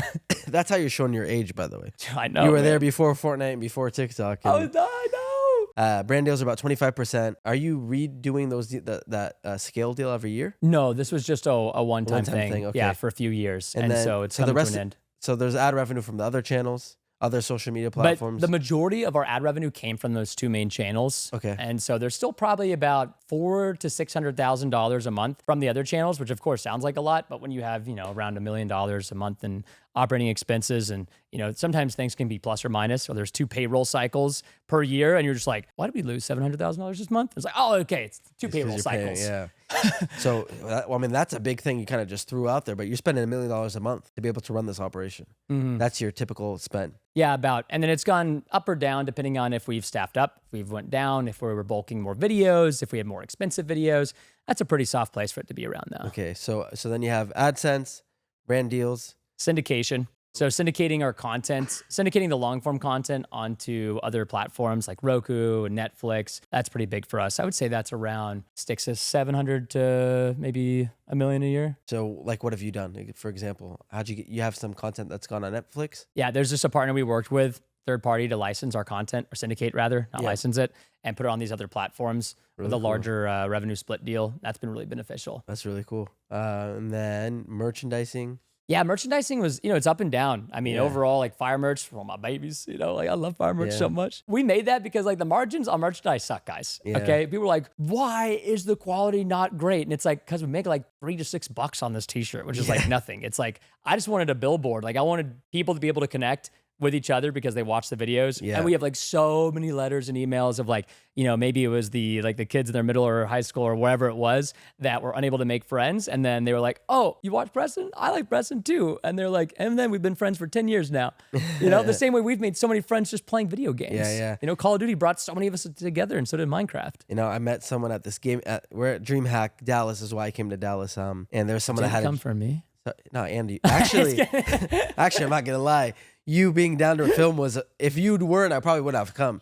So a lot of people are like, "Why are you here?" I'm like, and I'm not just saying it because you're here. I really did come to film with you, and then thank God Temper was also here, so I got 2 episodes. But you are the main reason. We love the bulking, baby. Let's go. Well, you're the main It's reason I'm bulk here. season. So thank you for getting us, and because we tried last month. No, didn't dude, work. you were This so was perfect. patient. You were DMing me nonstop, and I don't check my Instagram DMs. Yeah. And I think that's the only place we had contact. Yeah. And so it's because my team, they DM a lot of people for collabs. So I Yeah, don't yeah, want to yeah. read or unread any It's a lot. messages. You got a lot going on. Yeah. And so it's like, I leave and read for like 2 months, and I'm like, oh my gosh, No, I'm so it's fine. sorry. No, you don't. Trust me, you are one of the better communicators. That's crazy out of the- because- most people are not very responsive. What I was gonna say is someone had a FaZe jersey of mine from like 2013, and I just like saw it, and like having a piece of merch from that long ago, it's just special. And It's like, so special. it's a cool connection. I'm sure there's people out there that do bond over having some Preston merch from way back in the day, or Fire merch, or whatever it is. So But merch not everything is about money, obviously. No, so no. like the merch part of it, like even to your point, you lose money on a lot. Like with that video you made, 65,000. I'm sure you net lost. Oh, not that video. That video was stonked. Oh, yeah. really? I mean, it was like 30 million views. So that video probably made like $220,000 in ad All right, revenue. never mind. I mean, So but that there's was a good lot of investment. examples. Yeah. that I did not do But that. but the point is, you don't take you don't take everything as its own individual. Okay, I put 65,000. Even if you lost money there, you're not gonna care because you have a $1 million a month operation, and at the end of the day, you're looking at the overall number. Not many people have such a big business. Yeah, so you just it's thought hard that- to look at it, unless you can really understand the impact of all the other avenues. But what is the best CPM based on all this? Again, you've tried every type of content, so we all know like money talk, like Oh, yeah. Shopify stuff and all that has like crazy CPMs. What is the high CPM you've seen through all these games? Man, you know what's really funny is right now, at least, I would say for all the channels ever, the highest RPM. So CPM is the gross that you split with YouTube.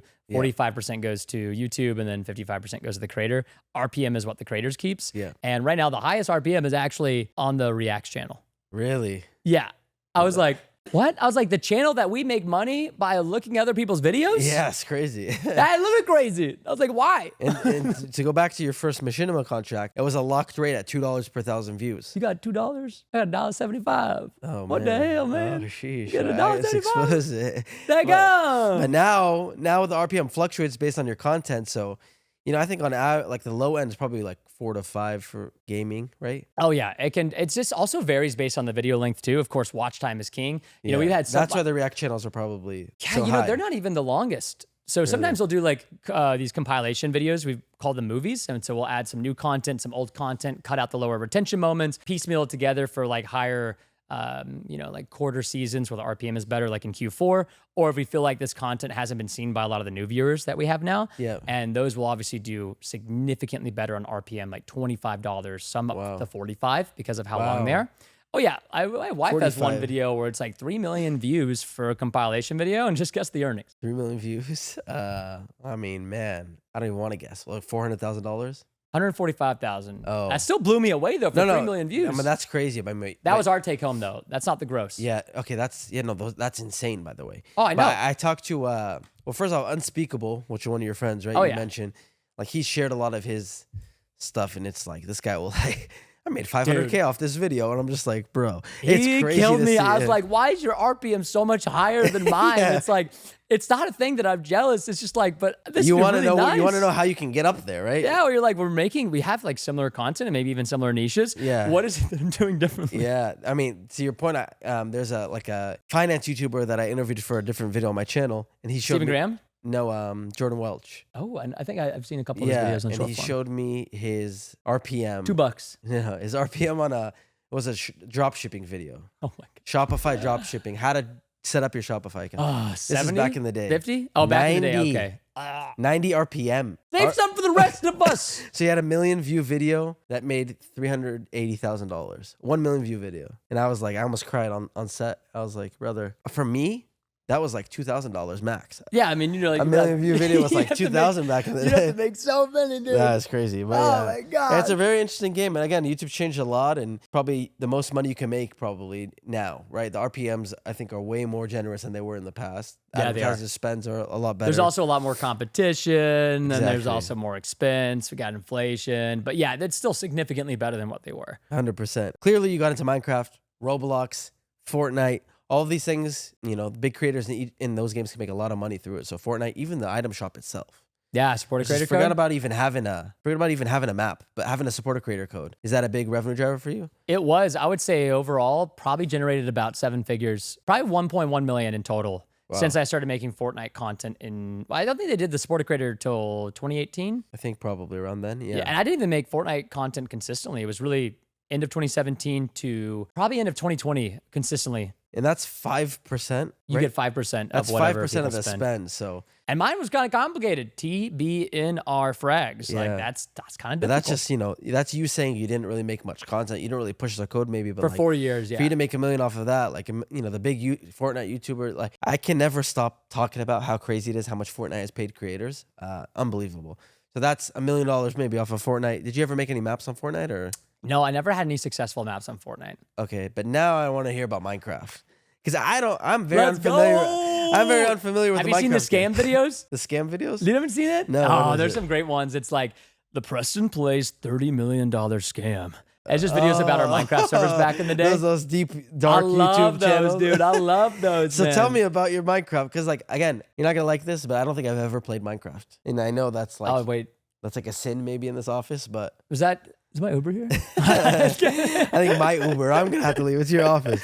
Yeah, I've never played Minecraft. That's crazy. I know. I never got into it. So I know that there's money there in the servers. I don't know how anything about Minecraft works. I got So I you. need you to dumb it down for me. What is easy. Cosmic PvP first off? Yes. All What- right. Well, what let's is get to that? where it even started, dude. Yes, All right. So I okay. mentioned Minecraft, really big survival games because of the Hunger Games movie. There were other people generating a lot of money. Specifically, Mitch or Bayesian Canadian also had a survival game server. Yep. Shout out to MC the Fridge if you guys remember. That was the server IP.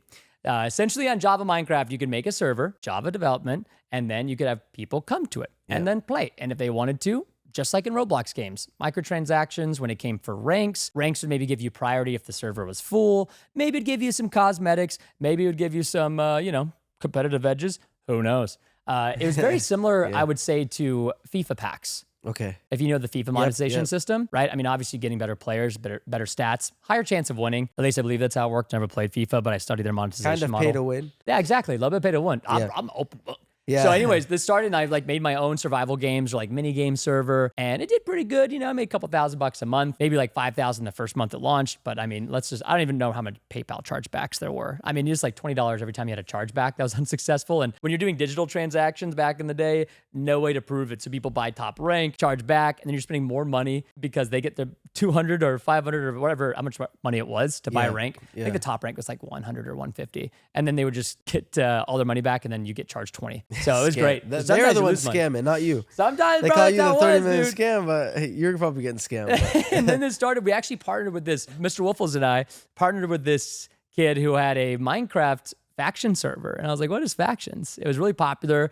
And essentially you could claim land in the game, use TNT cannons to like raid each other's bases, PvP. It was more kind of like MMORPG a little bit, really fun. And so he cut us in, I think for 30% each and he had 40%. I think this kid was like 16 or 17. Crazy. And yeah, I mean, then we started making promotional videos on it. Server was doing great. I mean, we were maybe making $20,000 to $30,000 each from our respective splits. It was great. Shout out Extronus if you guys remember it. And then things did not go well with it because we realized, wait, doesn't this kid just have like a public server plugin? Like this is like public, you know, why are we cutting this guy in? Or like he cut us in and it's like, look, You could have done your own thing. we're kind of like wanting to go our own way because we have a lot of creative things we would like to implement and it's very bare bone. I mean, it's literally just a vanilla plugin. It's like somebody like just kind of copying your thumbnail. Yeah. And so it's like, this is like, we can do way better than this. Anyways, he wasn't interested. So we got scammed on whatever we were owed. Who cares? Because it led us to go make Cosmic PvP, which was an absolute failure. Tanked at the beginning anyways. At the beginning. Oh, dude, it was dastardly. So Super big I'm sure a tank. lot of prep, a lot of excitement to the launch. What we did is we were like, everybody loves factions, so let's add custom enchants. You know, Minecraft has its enchanting system. So I know you're a boomer and you don't know. Yeah. You can enchant things. Yeah. Okay. So we were like, what if we made custom ones? And that's why we started. And so we were just like, let's also theme it and let's make it planetary themed. So each planet had its own build. If it was the lava planet, the ice planet, we just thought it was like really cool thematics and we loved it. And we just were trying to make as much value as we could. And the only problem was we just couldn't get people to come play the server. They had no problem playing Extronus, but then they were like, I don't know about this Cosmic PvP. Really? You know, is this thing legit? And so I told Rob at that time, who was Mr. Wiffles, I was like, look, here's what we got to do, buddy. So what was the first month like? The first month was like maybe like 2,000. What'd you expect? Like, I was like, we were making like like 100,000? Yeah, like 50 or 100,000, something like that, maybe a little bit more. And you lost. We were just like losing money, and we were like, but it's good. And so I was like, here's what we're gonna do. We're gonna live stream every day for 1 hour minimum, and we're gonna take that, we're gonna cut it down and post it on our channel. And we're gonna do a red versus blue, like a versus series. So like you get all your viewers to be on your faction, and I'll get mine to be on mine.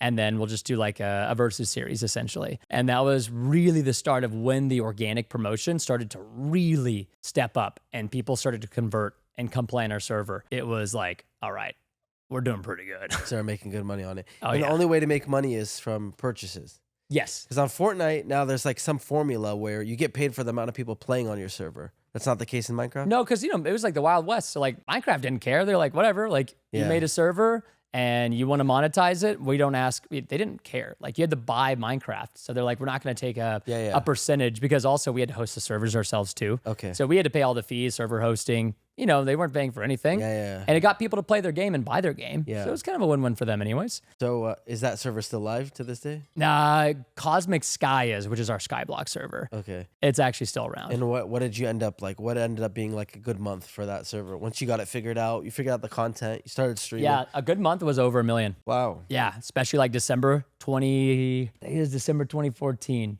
That was a good month. 2014. Wow. Yeah, Okay. I mean, it still kept doing well. I want to say that server grossed over $20 million, maybe $25 million in 6 years. So it did That's really amazing. good. And is there any like upkeep? Do you have to pay for anything throughout? Other Yeah, I than mean, the we server obviously hosting? we had a staff team that we wanted to pay, a community manager, server hosting fees, chargeback fees, somebody to help manage the chargebacks, stuff like that. But overall, we were very cash flow positive. And we were just taking, you know, splitting the monthly distributions between myself, Mr. Wiffles, and then our lead developer. And to this day, our Minecraft is still a very big revenue generator for a lot of creators. You know, there are definitely still servers that are doing decent for Java Minecraft, but you know, in 2016, when they were acquired by Microsoft and they enforced the EULA that Notch said he would never enforce, that's when it made it really hard for Minecraft servers, because you had to do nothing but cosmetics or you were blacklisted. Crazy. There's some servers, I don't know who, but they figured out how to get around the blacklist. Wow. So it's a different game now. It's not as easy maybe to make money Yeah. like it was in the past. Have you got into Roblox map creation? Because I know, again, that's a huge marketplace too. People are buying a lot of stuff on Roblox servers. You know, we did. We made like a... I still work with Rob or Mr. Wiffles a ton, and a lot of people know him from his Rocket League or his Minecraft videos from way back in the day. And so he's just the really, really creative type. And I'm a bit more like split, where I love the creative, but I also like the organization and operations, how we can actually make this into a reality. So we made 1 or 2 Roblox experiences, did okay, nothing crazy. To be completely honest, we started by making additional Minecraft servers, Cosmic Prisons, then it was Cosmic Skyblock. And then we shut them all down like in 2022 when they were just kind of at their last leg. Brought back Skyblock like maybe a year ago. Did pretty good because of the nostalgia. And then that's kind of where we're at right now. So I don't really work on them anymore. I step back. I don't really have any, I don't make any money off of them. Because I was like, just can't split myself too thin. But I would love to get more into the Roblox. It's the same with a lot of Fortnite creators, where a lot of them spent so much time and resources building a map, thinking like, this is it. You know, I see these guys making $1 million a month on Fortnite maps, and then like, it's very hard to convert. It is. And it's also like, do you have a lot of fun doing it? We did weekly updates on these Minecraft servers for over 6 years. Yeah, that's crazy. 6 years, millions of lines of code. Like we had so much fun doing it. It was literally like having your own videos. Like, you know, you're putting all this creative work. Do people watch it? Do they watch for long? Same thing, but now you're just making a game. Like by the end of it, it was not factions. It was not Minecraft. It was Cosmic PvP. It was so different. Everything that we took so much inspiration from RuneScape and all of our favorite games. It was just like this creative playground, and people, they loved it. And we loved it too. So it's like, man, this is so fun. It's a great place that you get to engage with your community. To this day, I still got homies that are now here at TBNR because of that. That started when they were just like maybe playing in high school and having a blast. And really now they're like actual homies, or people that we get to work with on the team, or both. That's awesome. And I mean, going off of that, you said it's like building a game. Can you explain what Fire Games is? Yeah, Fire Games, man. Well, after we just made all these different Minecraft servers, I was like, hey, we should probably like put a name to it a little bit here. And I was like, you know, the fire stuff's kind of popular. So like, let's just call it like Fire Games. We actually were working with this company that was called Control Z, and they're still around. They have this really cool game, Dot Big Bang. No monetization on it, but you just click a link, any device, tablet, phone, PC and you're immediately playing the game. Wow. So imagine Roblox, but you don't have to install. Because even Roblox, you got to download the app or you got to install it if you're playing on PC or Mac. Yeah. Don't have to install anything. Wow. It's really, really, really, really cool. Yeah. And you can play on guest accounts. You didn't have to make an account. You just click it. Wow. So they just lowered the barrier to entry to like 0. And they offered me like over $500,000 to create different live streams and videos as well as experiences. And so for me, I was like, it's not really about the money, it's about the experience here. So I was like, Rob, I can't do this alone. Yeah. And so I brought it back in. I was like, let's make a new entity. And I also invested in the company and I was like, this could be sick. And so it was actually really fruitful. Some of our games have the most unique players, like over 1 million. Wow. We did like Would You Rather. We brought back like some of the fan favorites like Money Wars or Bed Wars, stuff like that, and just made it in their platform. In the third-party platform? Yeah, and Big Bang. Okay. So that's what the company mainly made games in? That's where we started. Okay. And then we brought back the Cosmic server, Cosmic Sky, about a year ago. And then throughout, we did some of the Minecraft maps because we also were just generating like skins. Some skin packs do okay, you know, a couple $1,000s up to like $30,000. It can be crazy. If you get like the hero spot when it comes to the Minecraft marketplace, you can make a tremendous amount of money. Our first hide and seek ended up making over $200,000 on just one map. But ever since then, we didn't really have a lot of success. Have you ever thought about making like larger games, I guess, to go Steam and go across other platforms? Or is that we did. We sunk a lot of money into a mobile game. Yeah. Yeah. I've sunk over $500,000 into a Roblox game that got maybe 200 concurrent players. That was great. I appreciate the losses. You know, I get to carry those over. Yeah. Still waiting to offset them. And then also on top of that, I think we had, we made this app. It was called StarQuest. And it was just like kind of taking some elements from Cosmic PvP, but it was like a little spaceship, but it was kind of like grindy and you could upgrade the spaceship. It didn't work out. It's like a whole different world, huh? Oh, like, dude, it was. A lot of people think it's so easy to just flip a switch and all your viewers, not you, but like brands think that. Like brands will come and think like you could just mention their brand name and you're going to get 1 million players on the thing. But it's really not that easy. Really very few people can figure out how to convert that. But. Yeah, exactly. But I would love to get more into it. Have you seen Grow Your Garden in Roblox? No. I've played Roblox. How many concurrent players do you think are playing? Grow Your Garden? How many people do you think want to grow their garden? 500,000.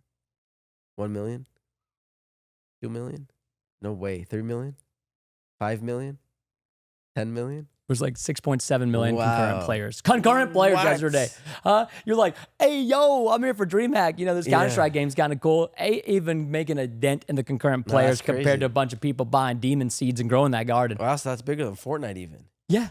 Fortnite is like, I've seen 4 million maybe at the peak, like playing OG Fortnite. Isn't that crazy? That's crazy. That is crazy. That's crazy. They're growing the garden. Roblox is a whole beast that I'm missing out. I went in 2018, visited their headquarters, and then I was in a presentation with them at Roblox, up in San Francisco. And they, I'm still sure to this day that they leaked their revenue intentionally because they were like showing us a slide. Roblox or Grow Your Garden? Roblox. Okay. It was back in like 2017. Yeah. They were like, oh, you weren't supposed to see that slide next. And it was like $300 million in their revenue for that year, which was 2017. And now, I mean, they're public. Well, now they're a public company, right? Yeah, public company. Do you know what the number's at now? Oh my God. Like the revenue? Yeah. I mean, it's definitely at least $1.5 billion. Crazy. Say $1.5 billion or more. Roblox is again, like I know Fortnite is this huge ecosystem, but Roblox is. Oh, it's so good, man. I just think it's so cool. I love Roblox.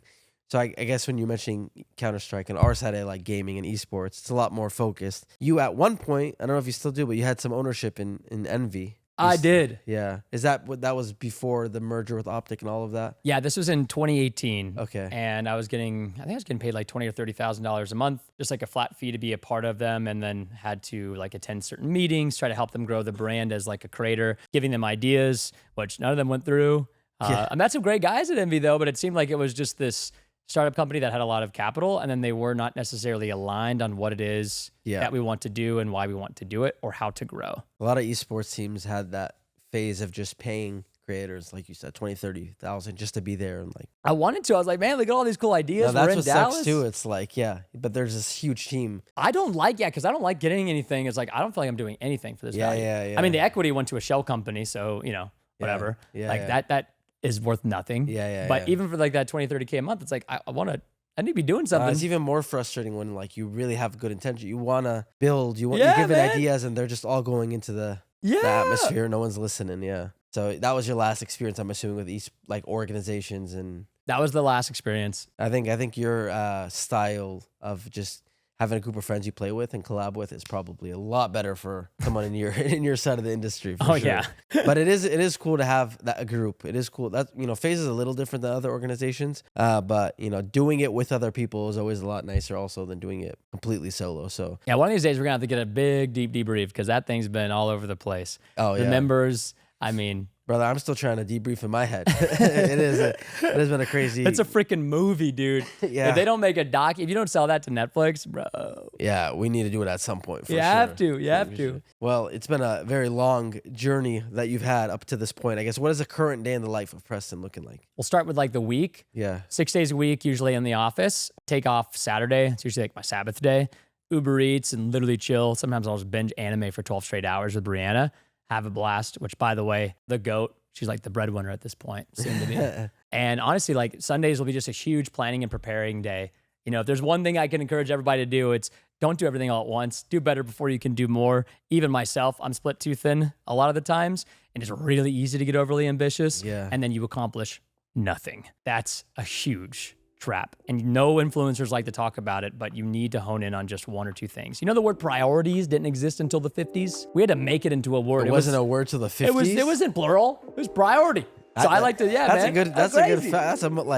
You got some gems up there. For years, all I've really worn is face cam clothing, as I have on right now while I'm filming this video. But I've been searching for the right fit, the right shirt, the right fabric to wear, and finally, I came across True Classic. All you guys out there that never know what clothes fit, what feels good, what's the right clothing for my style, True Classic is your answer. At True Classic, their mission goes beyond your fit and fabric. It's about helping guys show up with confidence and purpose. It feels good, it fits right, and it's within your budget, so you can be confident in what you're purchasing. True Classic was built to make an impact. It's not just about the fit and the fabric, it's about the purpose. And it's about making guys feel more confident and showing up to be better every single day. There's a wide variety, it's clean, simple, and it fits perfectly. Forget the designer, forget all the expensive, crazy, overpriced shirts. True Classic is built for comfort, built to last, and built to give back. If you've been following me for a while, you know I'm simple. This is exactly the type of brand that I look for, and I'm sure a lot of you do as well. You can grab them today at Target, Costco, or online at trueclassic.com/ffpod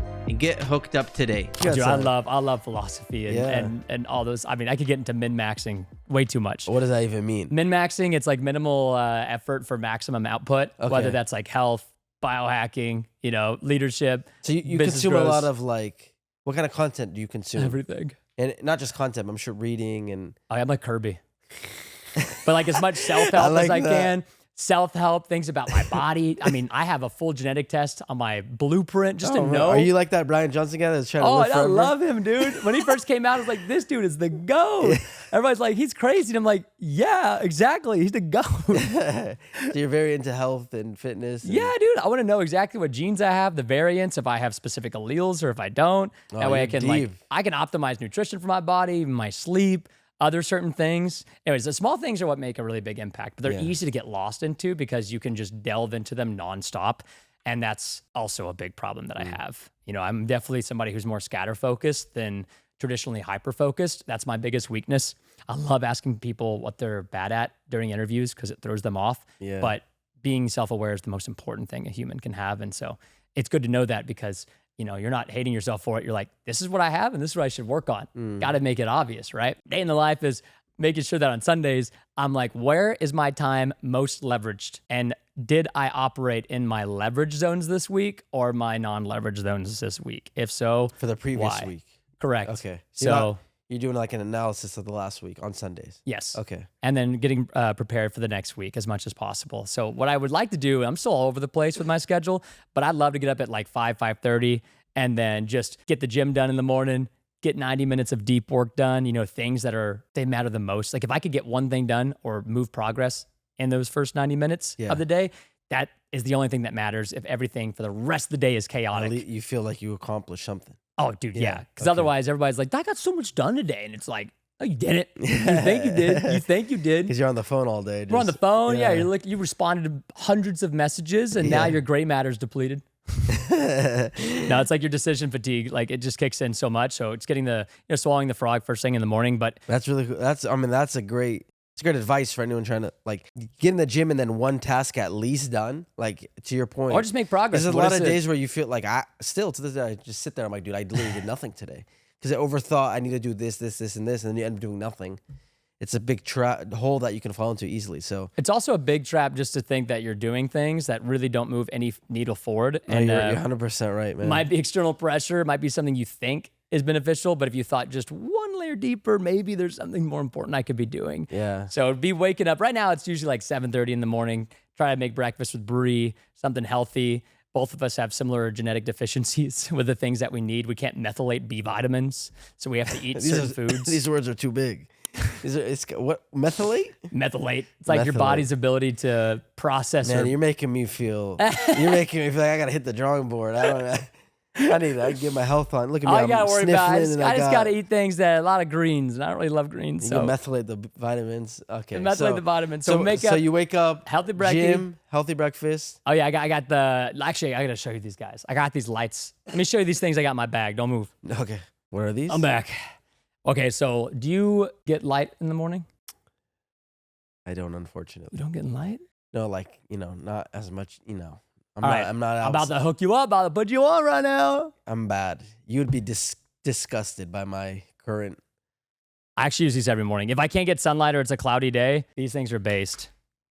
Yeah, you might think I look silly, buddy. So does Brian Johnson. But if I'm outliving you, who's silly now? Yeah, 20 minutes a day. I can still do everything I want to do. This is after methylated the vitamins. Nah, this is after the methylated That's vitamins and meal. What is this exactly? This just shines about 1,500 lux in your eyes, which helps your SCN, which is your suprachiasmatic nucleus. It's a part in your brain. It goes through your eyes, then to your brain, a little tiny part that regulates your 24-hour body clock. So on a day where you don't get sunlight, you put these on. Yeah, well, maybe like I wake up late and I got to like rush to the office. Then I'll have these on while I'm getting ready. But if not, I love running outside, walking outside. Or I'll just go like on the balcony and just That's good. suck up that vitamin D, baby. Is it like? Put it on. What do you think about it? I brought this. I knew this was coming to conversation. Oh, it doesn't like you. Put it can't down a little bit. Yeah, there you go. Oh, so it kind of is in your vision. What do you think? I mean, I'm You sure feel you, it? I'm sure you. I feel it. It's Don't where look I'm into the at. don't look into the Oh, lights yeah. though. You're not supposed. Yeah. You just No, kind of I like can- look ahead. You don't look directly in the lights. So I need to get. What are these called? They're like Luminet 3s. I gotta look into these. Yeah, 20 minutes. Just turn it on. It Just turns into off your automatically. eyeballs, straight up in your eyeball. Yeah, it's kind of like so basically you want them like right here. So the light so the bottom of the visor is just above Your eyelid. your eyelid like this, not like up here, not like down here. So this obviously sun is. You know what's crazy? Actually, I had a massive vitamin D deficiency, really bad. Like that's what I'm telling you. Naughty. I went to the doctor. This guy's like, "Don't go in the sun." He's like, "If you go in the sun, you're gonna get skin cancer. So take these pills for like 10,000 whatever a day." Don't you just love these influencers? Eat meat, don't eat meat. Eat vegetable, don't eat vegetables. I mean, that's what the doctor told Get me. sun, don't get The sun. doctor's like, "Don't go in the sun." He's like, "You're gonna get skin." Literally, I was like, "Okay." And then, I was telling these guys before, like, I'm sick right now, but I always have this like like my sinus feels like it's always clogged. Went to the doctor. He looked at my nose like this. Like, "No, you're good. Just use a nasal rinse." I was like, "Brother, my whole life I felt like this. There's something wrong." You go And I to had like a more of a holistic doctor? No, I mean, I finally I had to push them to get an ENT, like a ear, nose. You should go to a throat DO. specialist. A DO is an actual medical I saw doctor. it at I have Kaiser. They have them actually. Maybe I'll They're book literally an just a appointment. medical doctor who can also technically adjust you, but they're just like a general No, practitioner. yeah, like this guy is just like, "Nah, you have nothing wrong." I'm like, let me speak to a specialist. And I told him, I asked him, I want to do a blood test. He said, "No." Really? But can you order me a blood test while I'm here? He's like, "No." Oh, I get mine done every 3 months. He's like, "I don't like blood tests." He's like, "Go ask your other doctor," because he wasn't my primary whatever physician. He's like, "Go ask your other doctor." I was like, "What?" He's like, What is he, is he trying to be a fortune teller? He's like 100 blood. If you do 100 blood tests, 90 of them are gonna be wrong. I don't like blood tests. Like this guy doesn't like blood tests. He's telling me no. He's telling me your nose is fine. Just use nasal rinse. Like no, I want to fix this issue. It's been my whole life. The other doctor he wants me to talk to told me don't go in the sun. I'm like, what's going on here? Okay, yeah, you got to get some other opinions. Okay, now, your doctor's not wrong when it I'm comes to stressed out now. Look, the UV index, you don't want that. You don't want too much sunlight. Yeah. Well, you can get sunlight. It's just when the ultraviolet rays are like above a that's 1 or a certain 2. time. Yeah. Yeah, then you can get skin cancer. People that are more tan are typically, more resistant to it. Yeah. But yeah, probably don't want to do that. But then you can use the lights if you want to. So you learned all this. This is something that you've looked into in your free time. I love it. Okay. I want to live like I love life, you know, it's like a big video game and I'm so thankful to be here. So I want to live a long time, but I also want to live a very quality life as much as possible. But the most important and fun things about this is getting to share that information with others. Yeah. Because you never know, like it could be like one little small thing that they just have to have a tweak and then they're like a totally different person. So please take 5,000 IU of vitamin D K2. Otherwise, calcium will be redirected to the wrong parts of your body. It'll go to your heart instead of your bones and joints. I'll send you the supplement stack. It's very easy. Please do. I don't take anything. I'm not in a good spot here. No, I'm okay. I'm gonna hook but him you're up making afterwards. me feel like I'm like, dude. I'm gonna hook him up afterwards. I gotta get some sponsors for them too. I gotta get some exercise going. I gotta get in the sun a little more. Gotta take my vitamins. I'll hook you up, man. I'm the min-maxer. This is the minimum effort stuff that has maximum output. I'm gonna follow up on this. Oh, I will. I will follow up. I don't forget. All right, thank you. I need the pills. I'll go. Yeah, not the pills, but the vitamin. They're good pills. Good pills. They're good pills. So you start off. Wake up, breakfast with the wife. Day in the life, healthy breakfast with the wife. You know, she's getting ready, doing her makeup. Put on the glasses if you need it. Yeah, she's hot, and she would never also go out in the sun, so I got her a pair too. Okay. You know, so it's like, gotta have these. Yeah. Then we'll just eat together 15, 20 minutes, and then sometimes we'll drive to the office. Sometimes we have the same start time, other times different start times, usually anywhere from 9 to 10:30 a.m. is when we start here at the office. And it's always in person here. At least 5 days a week, unless we're traveling or there's a external collaboration elsewhere. I mean, you guys saw at the beginning we had Big Justice. The whole family's over here. Yeah. He pulls up and Big Boom AJ pops out. He's like, "Hey, Pack," because I did an episode with him. Yeah, I know. He was talking about it. And he just comes out of the car. I was like, "Whoa, I didn't expect to see him here." So it was so funny. We're just talking busy. about brunch. They're always talking about YouTube and long form suggestions and stuff like that. But anyways, thankfully they came over here, which is really nice. So then we'll get in, and usually we'll start off with our first meeting, or it'll be videos for the day. And usually we try to theme days as much as possible, so that way you have less context switching. Context switching would be, okay, I go from an administrative task to a creative task. Yeah. Back to let's see another good word. Maybe it's a finance task. Yeah. Into a management task. You know what I mean? So you're switching, conflicting and confusing. You're just switching a lot of contexts, and like as humans, we're not really good at multitasking. There's some healthy forms, and there's some unhealthy forms that are less efficient. So I like to try to keep it as much as possible. Let's get all the meetings out of the way, and maybe they'll be all creative or feedback related.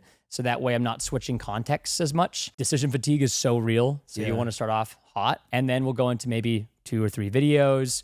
Then we'll go into maybe some more shorts, other meetings.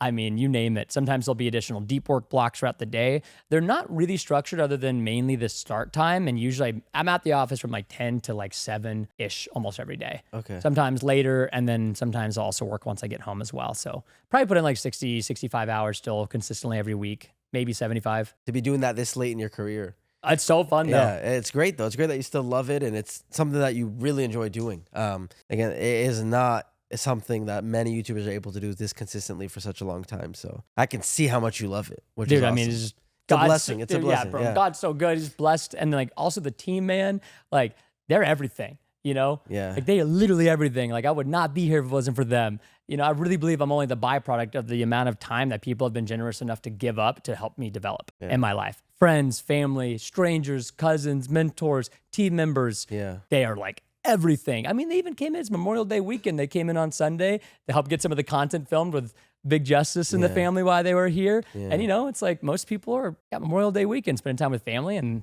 they were just so willing to come in on their spare time and help do that. It's amazing. It's a very big blessing to also have a team like that. Obviously, you've built it, you know, from the bottom. You built it. You had a lot of, you know, it took you a lot of experimenting to get to this team, but it's amazing, man. Every creator should aim to have such a solid team around them. I'm going to get you a little spicy question here, you know, because you got some team members over here. I do. All right, so this is a big one. You know, I love Reddit. It's the most toxic place I feel like on the planet, Reddit, but I still love Reddit.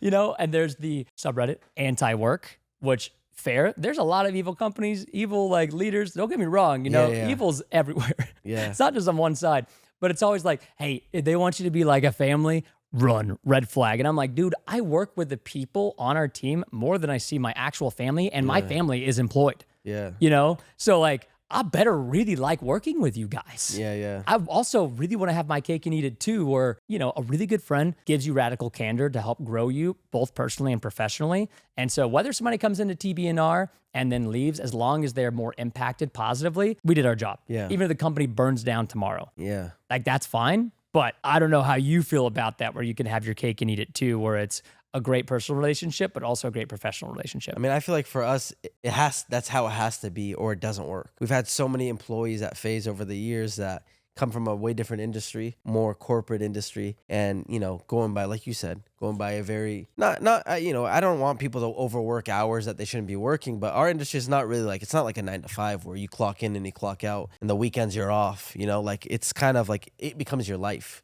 So I feel like the only way for it to be successful is that you have people that have that same drive, that you are able to get along with. It is so hard to work with people, and for what we've done at FaZe, people that you don't click with, and, you know, it falls apart very quickly. It does. It just does not last. So again, in this industry, I feel like personally, again, even like your guys' setup is a little different than ours. Everyone's different, but social media content, I feel like you cannot come in expecting to have like a 9 to 5 with the weekends off. You know, you don't want to answer the phone at night. You know, like, again, everyone has family stuff and business, but like, you have to kind of be all in as a family. And FaZe is a family. That's why it's grown to where it has been too. And maybe people are anti that. Again, I think it's just different. I think they're talking about like corporate settings when they say that. We were saying that if they say family, it's a red flag, but it really is. Like I mean, if, for better or for worse, you know, over the years, we've had 100+ employees at our company as well. And many of them, I was talking to Tommy, like our lawyers who used to just be used to working in boring office spaces, all of a sudden, you know, they're the cool guy in their family because they're part of this thing, and they're going to these events and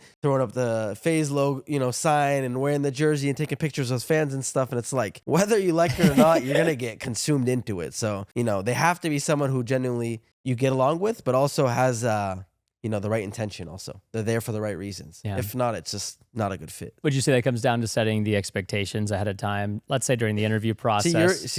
I think like you're way more thought out on how you've done things. You do, even it sounds like you do a great job of vetting, and you take it a lot more serious. Unfortunately for us, when we had a very corporate company, the leaders of the company at the time, who weren't even people that we necessarily appointed or wanted to be CEO and stuff. It's kind of just, it's a long story how we got there, but a lot of people that came in were just people they hired. And we just kind of figured out how to fit them in. And like, we'd go and teach them what we know. And, you know, so it was different for us. It was a lot different. And a lot of times actually there, whenever someone didn't fit in a role, they would kind of just get moved to another role and get moved to another role. So definitely not efficient, the way that the hiring was, and the way, you know, there's a lot of people that were getting paid that shouldn't have been there. And on the flip side, there's a lot of people that got hired for specific roles that ended up doing way more. You know, it was a wide range of stuff that happened there. Yeah, because you're saying you want to make things fair, and it's difficult if you don't set clear expectations or if you know what the core values are of somebody. Yeah, with us, like, it was just scattered everywhere. I don't think we even had we didn't even know what, you know, we didn't even have clear expectations of what we wanted out of certain people. Oh, it definitely wasn't like this at the beginning. I mean, it's only become even recently more and more clear as you gain more and more experience and make more mistakes. We also like have, you know, you with TBNR, right? You're like basically the one creator, and I guess your wife also, right? But like, yeah, you have Keely too. But you're basically the nucleus, right? And you're very level-headed, clearly, you know. You're very, very impressive the way you think, and you're mature. For us, we had a roster full of 20, 30 creators, a lot of different personalities. You know what I'm saying? Yeah, it's a lot harder. It's a lot harder, and some people treat people, you know, disrespectfully and in a bad way. Other people are a little more, you know, maybe closer to how you treat people. But it's like just a very wide range of personalities, and like they're just so, it's honestly like, that's why to what I said earlier of you kind of being solo but being able to collaborate with friends and stuff. I don't regret anything. I love FaZe. I love all the guys I met, but 100% it is not easy to build something with that many people that have that kind of power. You know, keep people aligned as well. You know, like we always heard this phrase, there's too many cooks in the kitchen. But it's real. Like, especially with us, there's 4 of us founders, and then there's like the CEO and then the president, and it's very hard to do anything when you have that many opinions. And they all have equal say, you know what I'm saying? And it's like all different personalities, all different goals. So being able to form it around yourself, for example, and you have a clear vision, it allows all your employees to also know what they're working towards. So I definitely feel that there's a lot of employees and stuff that came in to FaZe at a time where I literally feel bad for them. Like they came in as fans that want to work at FaZe, so excited. But unfortunately, just the time they came in, it's like FaZe is not what they thought it was going to be, or they're just sitting there trying but getting shot down. Like, you had Envy, right? No offense to Envy, but you had a bunch of ideas that were never used. And I feel like when there's such a big org with so much talent or YouTubers in it and personalities, it's really hard. It's really hard to be able to move unified in that way. But, you know, thankfully where we're at now with kind of the reboot, Banks is doing a great job of leading the pack, and we have a very, very small roster and a very small staff. It's a lot more focused now. So we'll see what the future That's holds. awesome. But I think for sure that was a big learning lesson. I think what you said, I can't quote exactly what you said, but you said figure out what you want to do, why you want to do it, and what you need to get there. I think. Yeah, essentially your operating guidelines. Yeah. So that way it's like the what, the why, and then everybody, if you're trying to get, let's say viewership, every company, if you're a nonprofit, you do need revenue. Yeah. Right? People got to eat, yourself, and you Yeah. also want growth. So you need to also figure out how do you want to attain that revenue. There's so many different ways to get there. Yeah. So yeah. know what it is that you want to do. And Even if it's and it's even to your point of being scattered. Like, I mean, you don't seem like you're scattered in a harmful way, but like for myself, that's the problem. One day I'll be like, all right, even on a personal level, like I'm doing this show. I started another gaming channel. I'm focused. And then all of a sudden I'm just like, you know, but wait, you know, there's this avenue where people are making like all this money. Is there an opportunity here to do this random thing? And then wait, a week later, should I do this? Like, it is a hard thing. Sometimes it's just like too much. To this day, I'm just like, get scattered. I think to be able to just lock in, focus on one thing is very important until you complete whatever your goal is. And then, yeah, I think again, you've done a great job of taking your experience and learning from it. And I think we all got a lot to learn from that. So I'm glad we're aligned on thanks that. for the question. Yeah, no, I enjoy it. I I'm like to ask scared of questions. Reddit. I don't like those Reddits, and there's a deep side of the internet. Like, Well, I mean, there's now, a lot of validity too. I mean, it just depends on the type of the type of leaders, right? yeah, no, 100% no, and yeah, we live in an interesting industry too. Again, I think you're a little different. You and your side of the industry is a little different than our side of the industry, I feel like. But LA is also a whole different. It's a different beast. I'm glad you're in Texas, Dallas. It's a little normal out here. LA is like it's a freak show out there. Respectfully, I love all my guys out there, but LA is weird. So I appreciate you throwing down the day in the life. How long do you see yourself doing this for? I know you're saying you want to live forever, not forever, but you want to live as long as you can. Brian Dude. Johnson wants to live forever, but you're enjoying it. You look like you don't want to slow down anytime soon. What is your like? How long do you think you'll be doing this for? Ah, man, definitely till the day I die. I just couldn't see myself doing anything differently. I just love getting to build, and it's important to know what you're building with. And you know, for us, again, it's fun and humor, and that's how we create the And joy. you're talking about content specifically. Like, Content, yeah, content and businesses. I really love both because content is really the catalyst. yeah, There would be nobody to go to. How would you push towards a live stream or a live event or a product or a partnership or any of these other things or even a collaboration if you didn't have the catalyst? yeah. Which would be the trust and value for your viewers, aka the content. Hmm. So I'm sure it'll change and adapt as it always has. It's really evolved, but man, I just love doing what I do. Yeah, it's amazing. And it's been really cool to see how you brought your family into the business. For a lot of people, though, when there's money, especially you have all these public numbers, you already mentioned they're not what they seem, right? But with that out there, I mean, even when I remember when FaZe went public, at one point, the valuation of FaZe was $1 billion, That's crazy. which is crazy. Unfortunately, you know, didn't get to really see you. Same with you, right? This year I was moving to a shell company and I never really, but my point is I Live, you learn, baby. I had family members that were like, they saw the headline of FaZe being worth $1 billion and they thought I was a billionaire. Some people have a very skewed obviously they don't know, like they don't know better. Have you had any issues, I guess, in your personal life with friends or families with all that public information, with you being all out there? Like, has it caused you any? No, I mean, I always had a really small group of friends anyways. That's good. Yeah. And my family is so tight-knit and also supportive that really I never had issues. And when people did ask for money, I would never loan it. I would just give it to them. So it's like, you know, if you want some money, like just take it. yeah, just take it, you know, and then it's like, don't worry about paying it back. But like, hey, this will be maybe the last time if it's been a couple of times or it was a large amount. It's like, you know, I want to give back as much as possible, not just through charitable contributions or mentorship, but it's like people need money as well. And people are in hard times. And I could think if I was in that position, you know, at one point in time, we had people at my homeschool co-op giving us frozen meals because we couldn't afford to literally have food on the table that week, you know? So it was like, I've been there. Yeah. But some people have it way worse. You know, they sleep on the floor, no electricity, no running water. Like I feel like I'm still getting frozen food from people at school because you can't afford food. They're still infinitely worse. And yet there's so many examples of those people that had so much harder than I did that are so much more joyful or even so much more successful. Yeah, I think first off for you, your kind of humble beginnings, living where you grew up on your grandparents, you know, plot of land. That was a learning lesson. I think. I don't know. Have you? I mean, you're grinding 24. You just talked about making 200 videos to go on a 13-day trip. So I'm not sure you traveled a lot, but when you're able to go to different countries, also recently I went the Middle East and went to like an orphanage out there, and it's just like, dude, when you go to something like that and you see these people and you hear about what their lives are, like you said, it's just very hard to like, you know, the things we complain about, things we get stressed about. It's like, and they look infinitely happier too than a lot of people here. That's what's crazy, man. Yeah, It's all perspective. traveling is a blessing to be able to do, and sometimes like life changing to see some of that stuff. All perspective. But that's great. It's great. I'm glad you have never faced those issues with family. I know your family's deep knit in your business. No, they're amazing. You know, wrapping up. At the end of that, also there's like a fame that comes with it too, right? And clearly, you know, you have 60 million followers across your YouTube alone.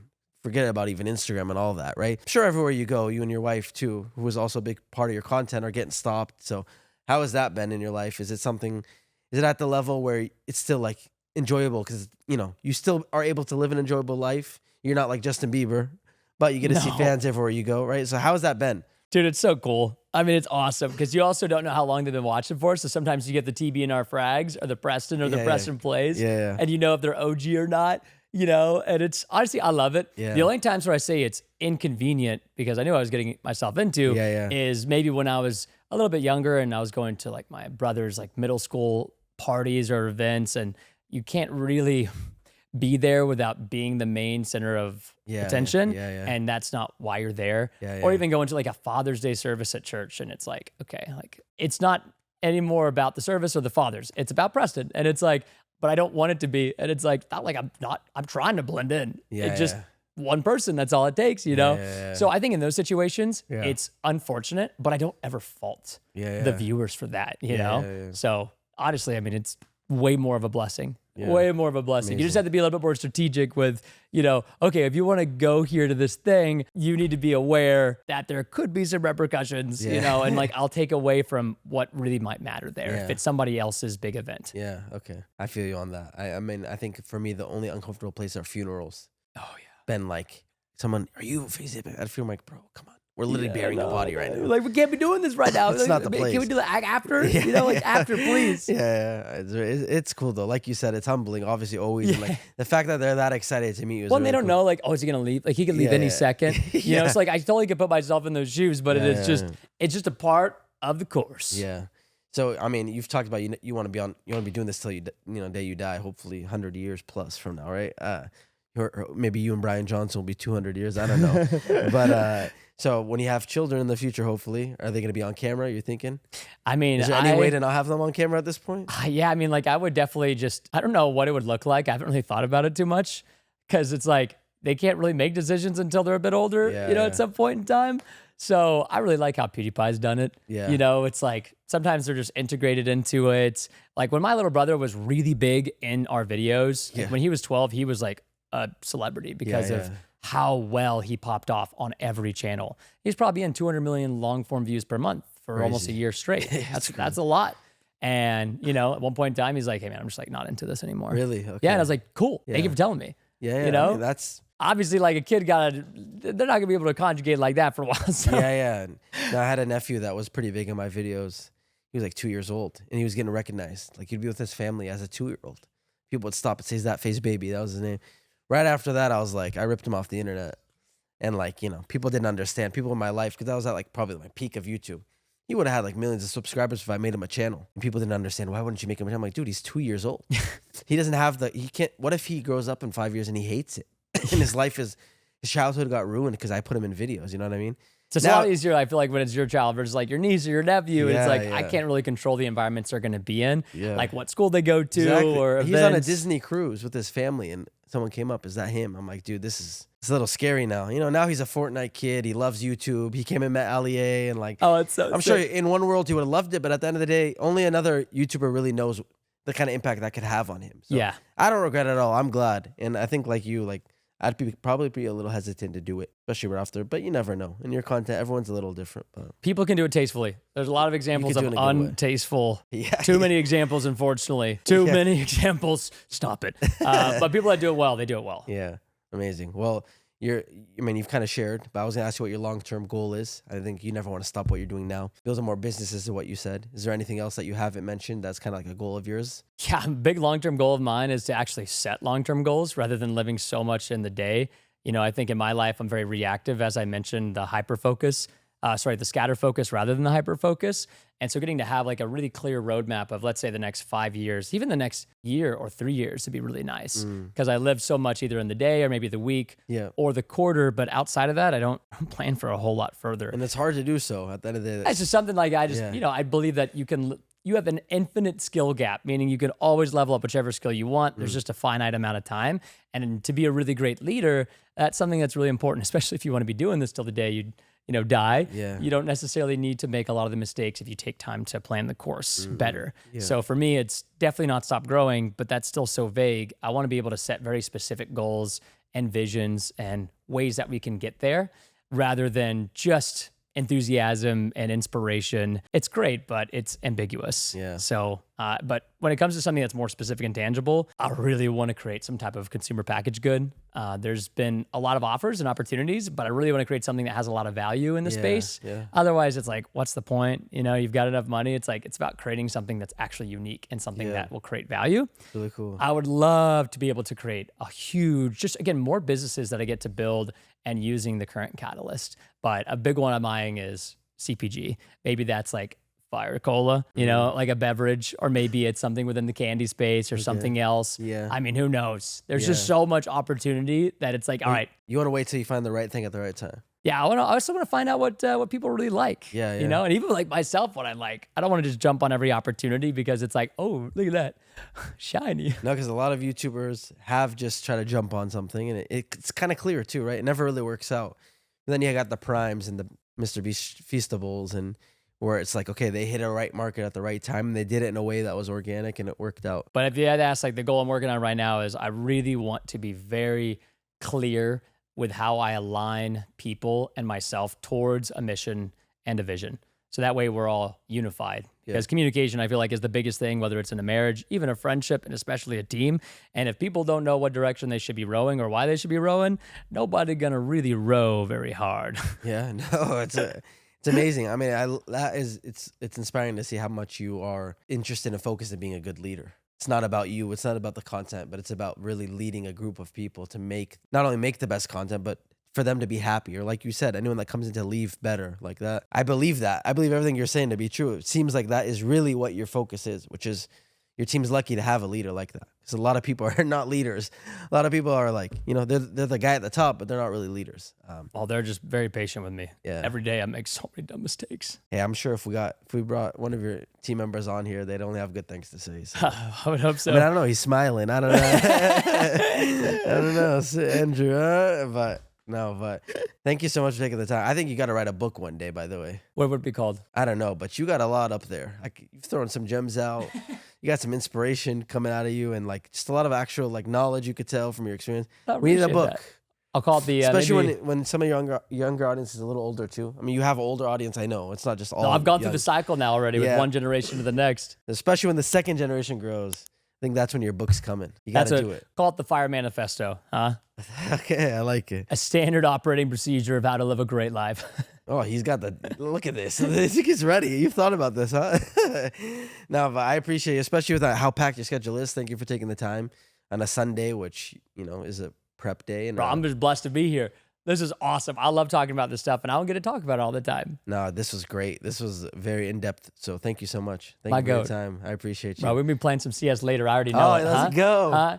Andrew, you in? Come on. We'll have a TBNR FaZe hybrid team, and we'll go 100%. If you want to see that, you got to put some fire emojis in the comments, all right? Spam it, baby. Spam it. CS2 will catch you on it. Yes. Let's go. Thank you for your time. I appreciate it. Thank you. Of course, man.